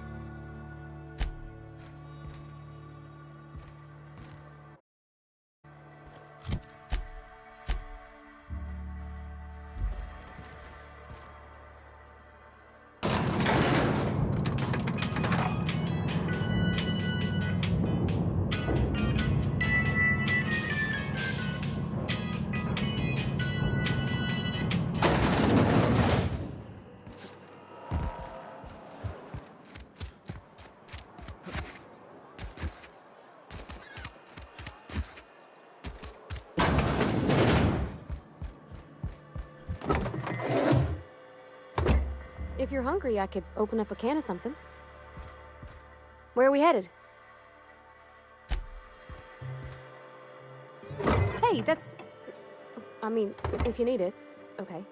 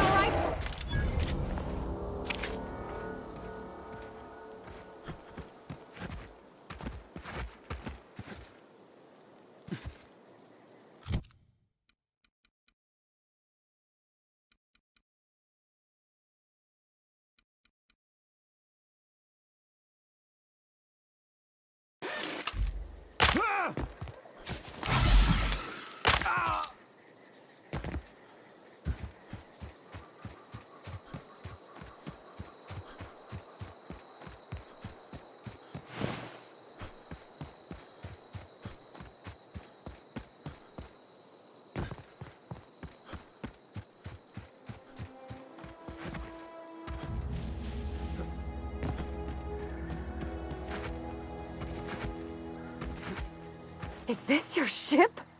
Oh my stars, she is just so handsome. Does she have a name yet? What's her drive model? Oh, gosh. Listen to me babbling. When I was in Edgewater, I dreamed of flying on a real ship, working on a real engine, belonging to a proper crew. I'm the only decent mechanic Edgewater's got, but every time I think of going back, I get this sinking feeling.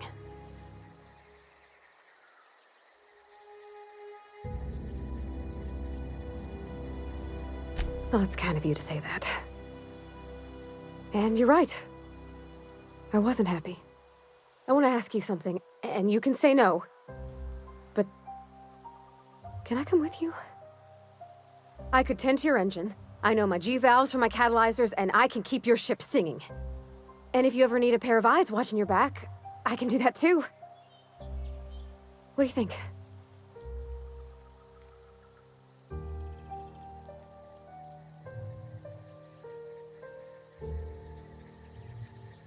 I know. Mr. Thompson said I was to chaperone you about the Veil. Loan me out to you like I was Spacer's Choice property. Well, they may think I am, but I'm not. Yeah, Mr. Thompson's got a temper. But I'm more scared of missing out than I am of him. I don't want to lose my one chance at seeing the stars.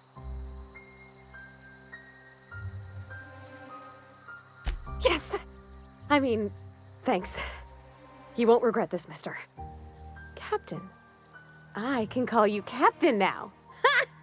I got a captain. Yeah, huh?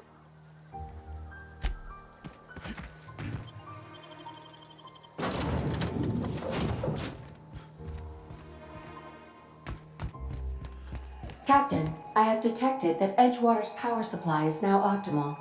I applaud your willingness to invest your time in the local community. What can I do for you, Captain?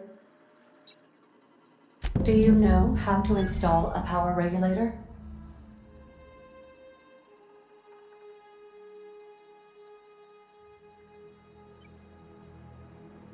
Outstanding, Captain. Your aptitude for engineering will prove invaluable in the event of another catastrophic engine failure. Our engine room is located behind you. Across the cargo bay, up the ladders.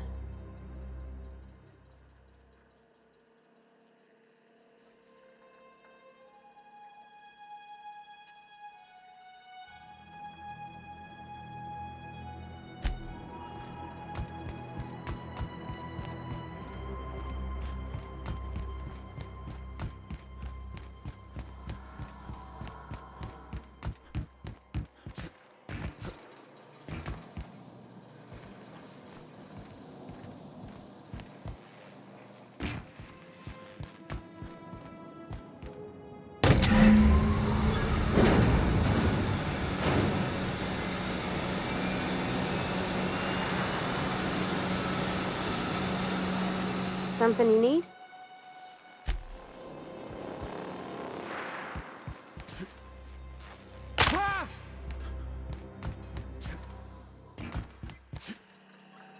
What can I do for you, Captain? All systems are operating within acceptable parameters. I am prepared to bring the unreliable into low-altitude orbit. This should prove an adequate test of our flight capabilities.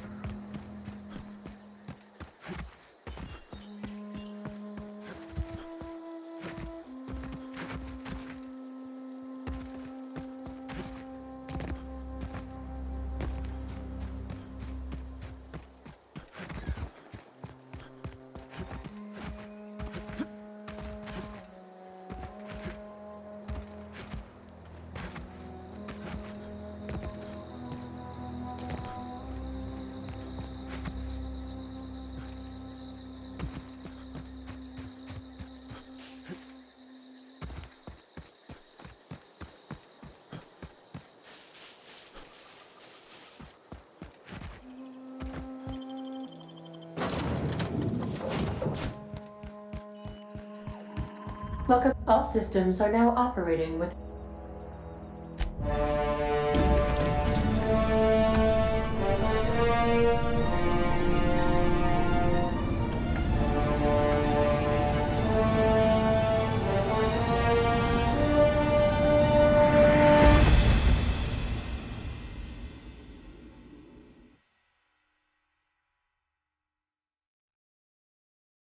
We have received a communication request from Dr. Phineas Wells. Aha, there you are, hale and hearty, and captain of your own ship. I see you're putting the unreliable to good use. Shame about her former captain, horrible way to die. How are you feeling, by the way? I lost track of you in that cave back there. Experiencing any, unnatural drippage? Perfectly normal side effect of thawing, I assure you.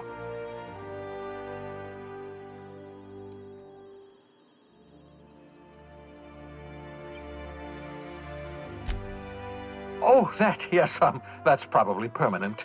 I wouldn't worry about it, though. I'm sure you're fine.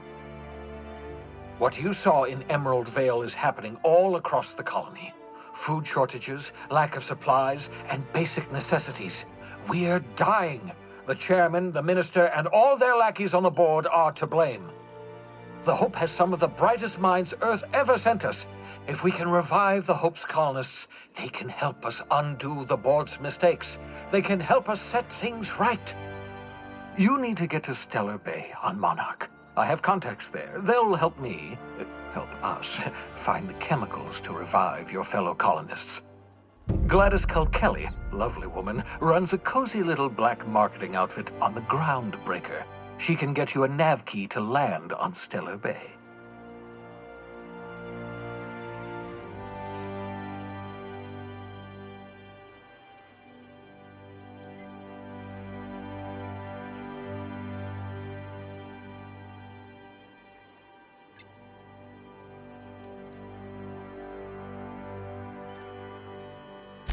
Excellent. I'll send her a wireless. Let her know you're coming.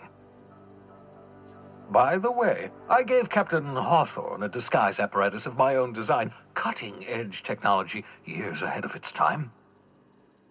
I call it the Holographic Shroud.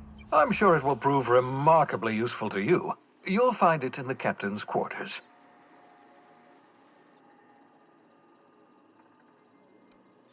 Marvelous device. I'm quite proud of myself. The shroud changes the user's appearance to mimic that of another. It has limits, first-generation technology, you see, but promising. Exciting to see it in use at last. Very simply, the holographic shroud uses biometric information contained on standard identity cartridges to generate a holographic projection around you.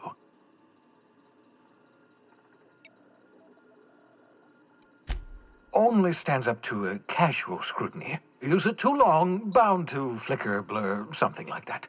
Movement makes it more likely. Best used in moderation. When you see guards in your path you can't sneak past, for example. Maintain your distance. Act normal. No running, no jumping. Don't draw their attention. If they pay attention, they're more likely to notice flaws in the hologram.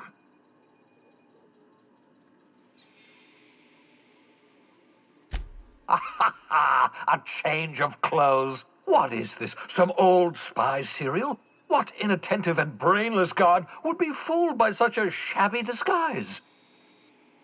The holographic shroud masks not only your clothes, but your face and fingerprints.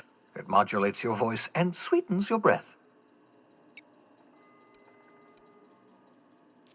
Science, that's how. Excellent. I'll contact you once you've found a way to get to Stellar Bay. If you have any questions, come see me in my lab. And remember, don't trust the board. They'll try to win you over with promises of wealth and power, but it's a lie. The board's only interested in filling their own pockets. If we don't put a stop to them, they're going to run this colony to the ground. Transmission ended. If you are ready to depart, please select a destination on your navigation terminal.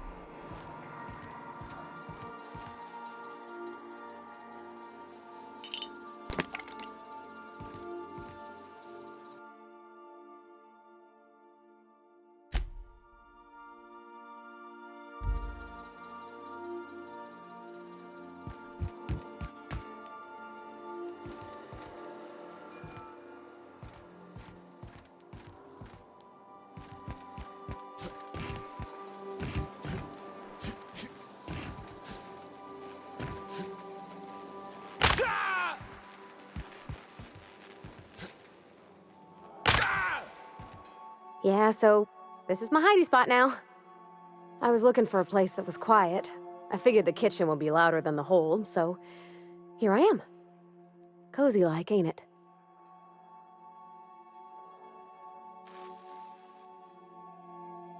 That's in pretty good shape considering how hard Mr. Hawthorne ran it. It's a Yakita LHA 120, A2 model, I'm pretty sure. The Block 2 design scooshed in extra cargo space but didn't change the stock engines. Probably a touch underpowered, huh? Accurate in all particulars. I conclude you are Edgewater's board-certified mechanic.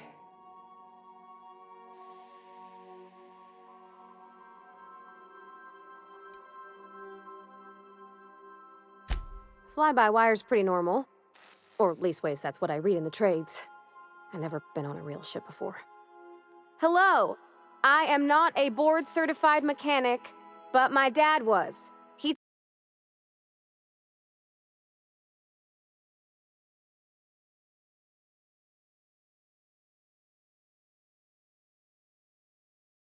taught me all he knew. Do you understand? Speech recognition is one of the many skills I have been programmed to simulate. You're not simulating it, you're doing it! I asked a question and you answered it. I am gratified you consider this facsimile convincing.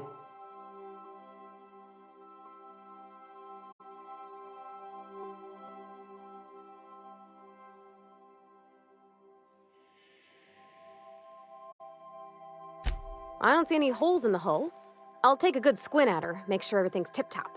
But I think we're cooking with plasma torches. You can do that, you know. My dad taught me how to make grilled cheese sandwiches with a plasma torch.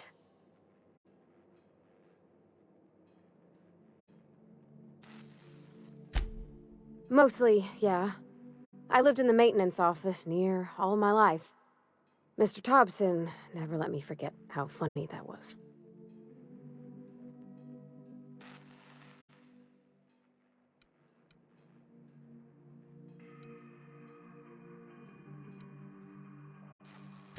Except for my schooling years, I was always beside him. Or tied to him. He used to carry me about in a sling when I was real little. When I got older, he set me to sorting tools and parts while he worked. Later, he taught me simple fixes like busted crate latches.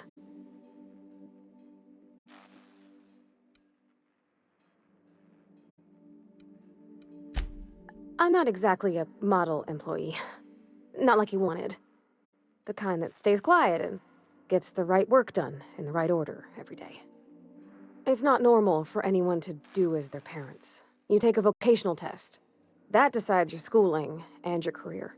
When I tested out for maintenance, everyone figured it was on account of my dad. They were real unhappy with us.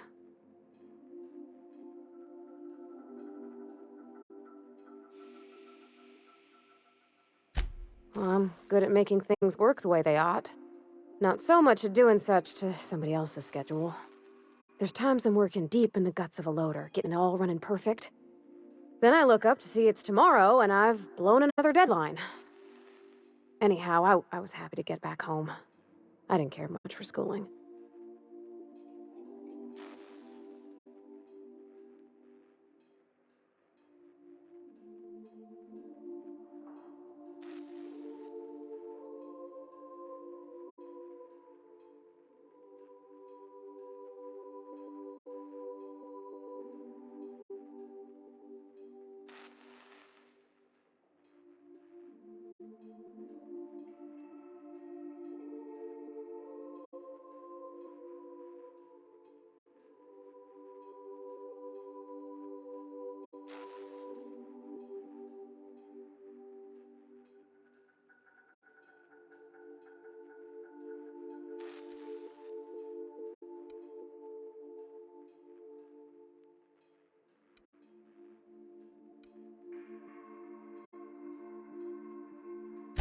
Yep, nothing much had changed.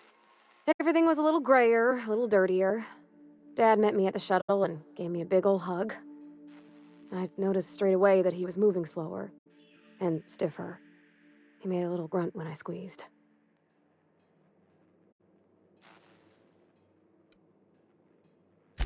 Oh, I miss him, sure enough. But he's a fond memory.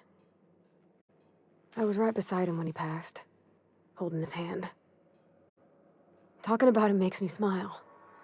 Dad never said that he loved me, you know? I knew on account of him showing it. How he'd stay up late to help with my projects or listen to my fretting. Oh, gosh. Look at the time. Sorry to bend your ears so long. And I got so much to do before this ship's in decent shape.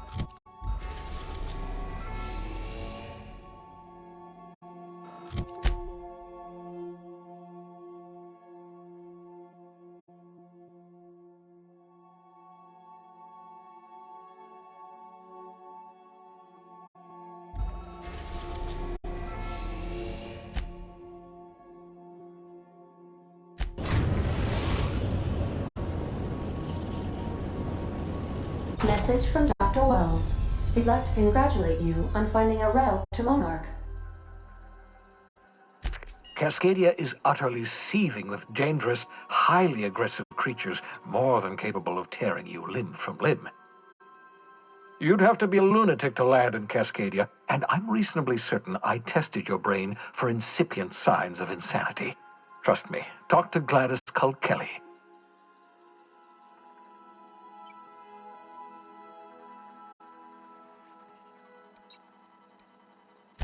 You'll need to speak with Hiram Blythe. He's known as the information broker, and for good reason.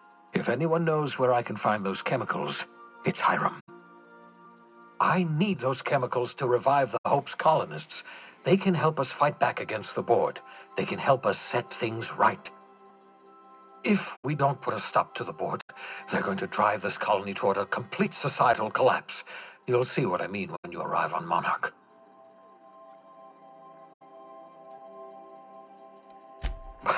No, never. Monarch is a hotbed of political activity. I can't imagine why Hiram set up shop there. Cuisine, perhaps? You'll want to hire the services of a skilled guide. I recommend a hunter by the name of Nyoka. Frequents the drinking establishments of Stellar Bay. Very hard to miss. Once you have everything you need, make your way to Hiram Blythe's compound. Best of luck. Everyone on the Hope is counting on you. Captain, an unusual wavelength is coming through Monarch's aether wave frequencies. The eternal is in us all. The OSI would have you believe that your place in society, indeed in the universe, is preordained. A man who works in the mines of Hephaestus, coating his lungs in mercury dust for not but a few bits a night. This fate is set in stone? When he dies young, coughing up black blood, his part in the grand plan? No, I say. Greatness is in everyone, not just those so fortunate as to have been born into prosperity. That was unexpected and odd.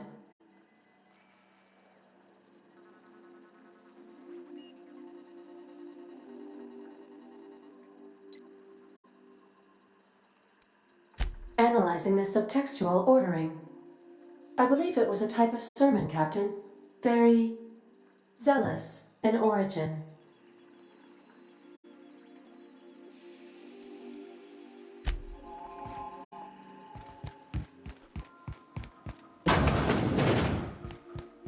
Thinking of tinkering at the workbench?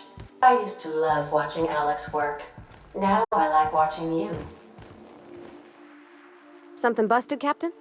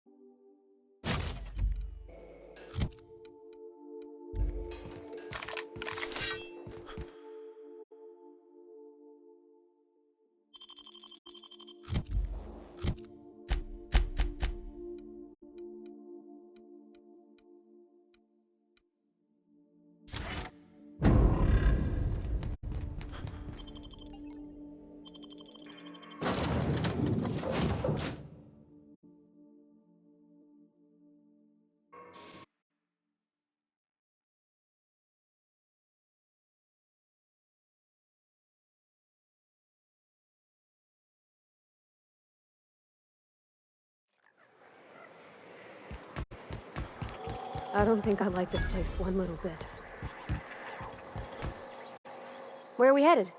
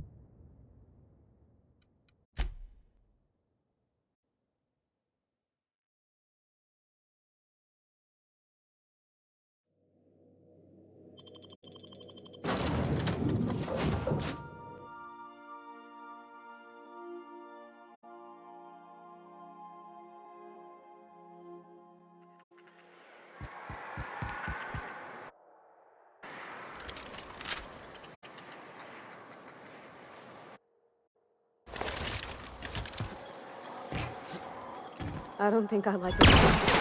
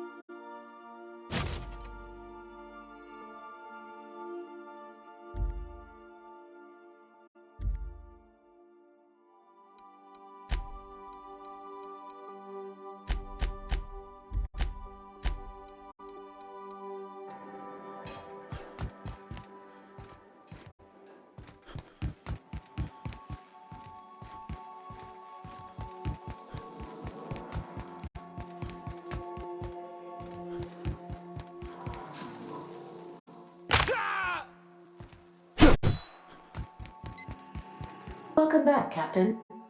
How can I be of assistance?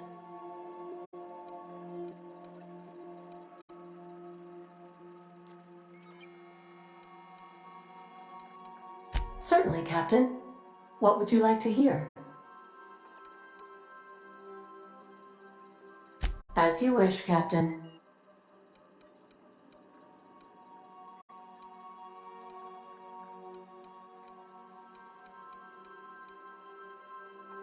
What part of the How can I be of assistance?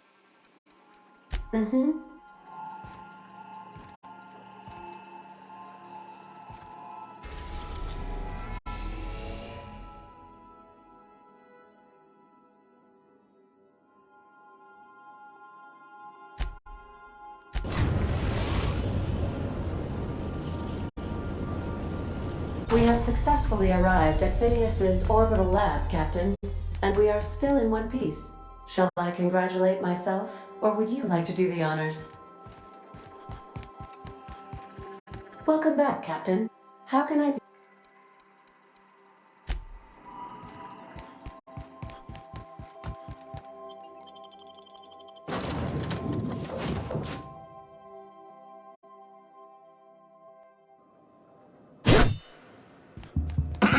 Hello? Can you hear me? Does this work? Oh, damn it! Blast, that's loud.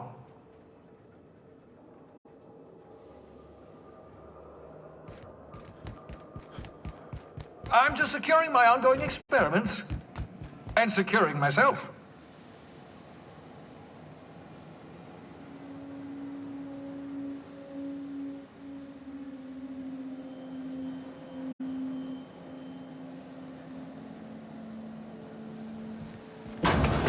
Mind the mess.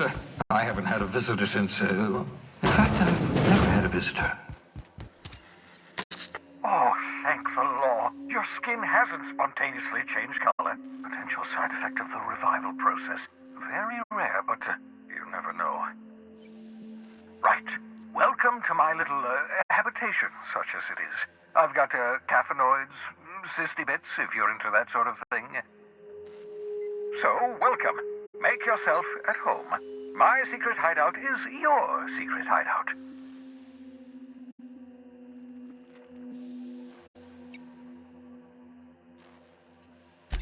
Not at all, my intrepid accomplice. I should thank you for tolerating my somewhat brusque manner. I only regret that I couldn't save more of your fellow settlers, what with being hunted by the board, and emptying my supply of necessary chemicals.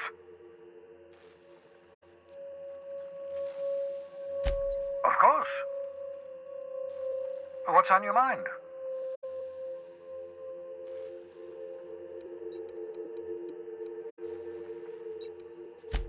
Oh, it's not you. I do experiments in that room. Some of them get quite scientific.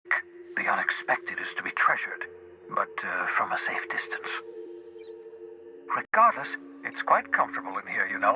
I have my beans, have my caffeinoids, plenty of toilet paper.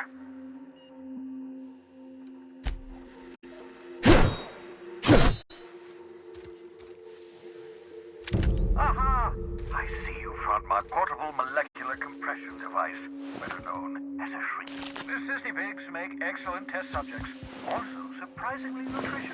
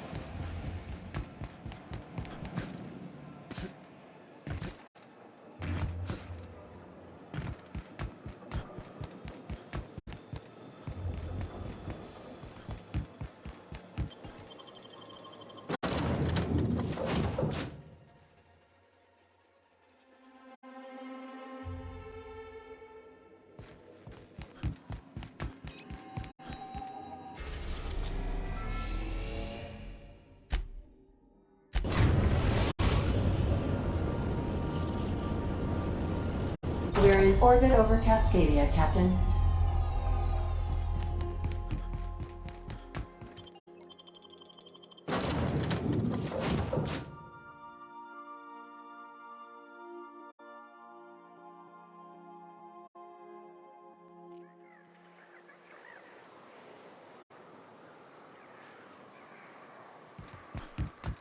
I don't think I like this place one little bit.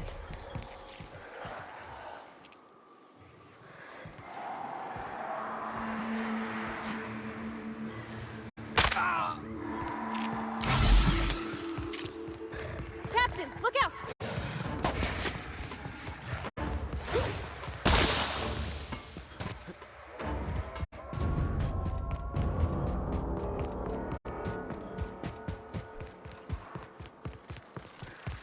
You sure we ought to go this way, Captain? Here they come!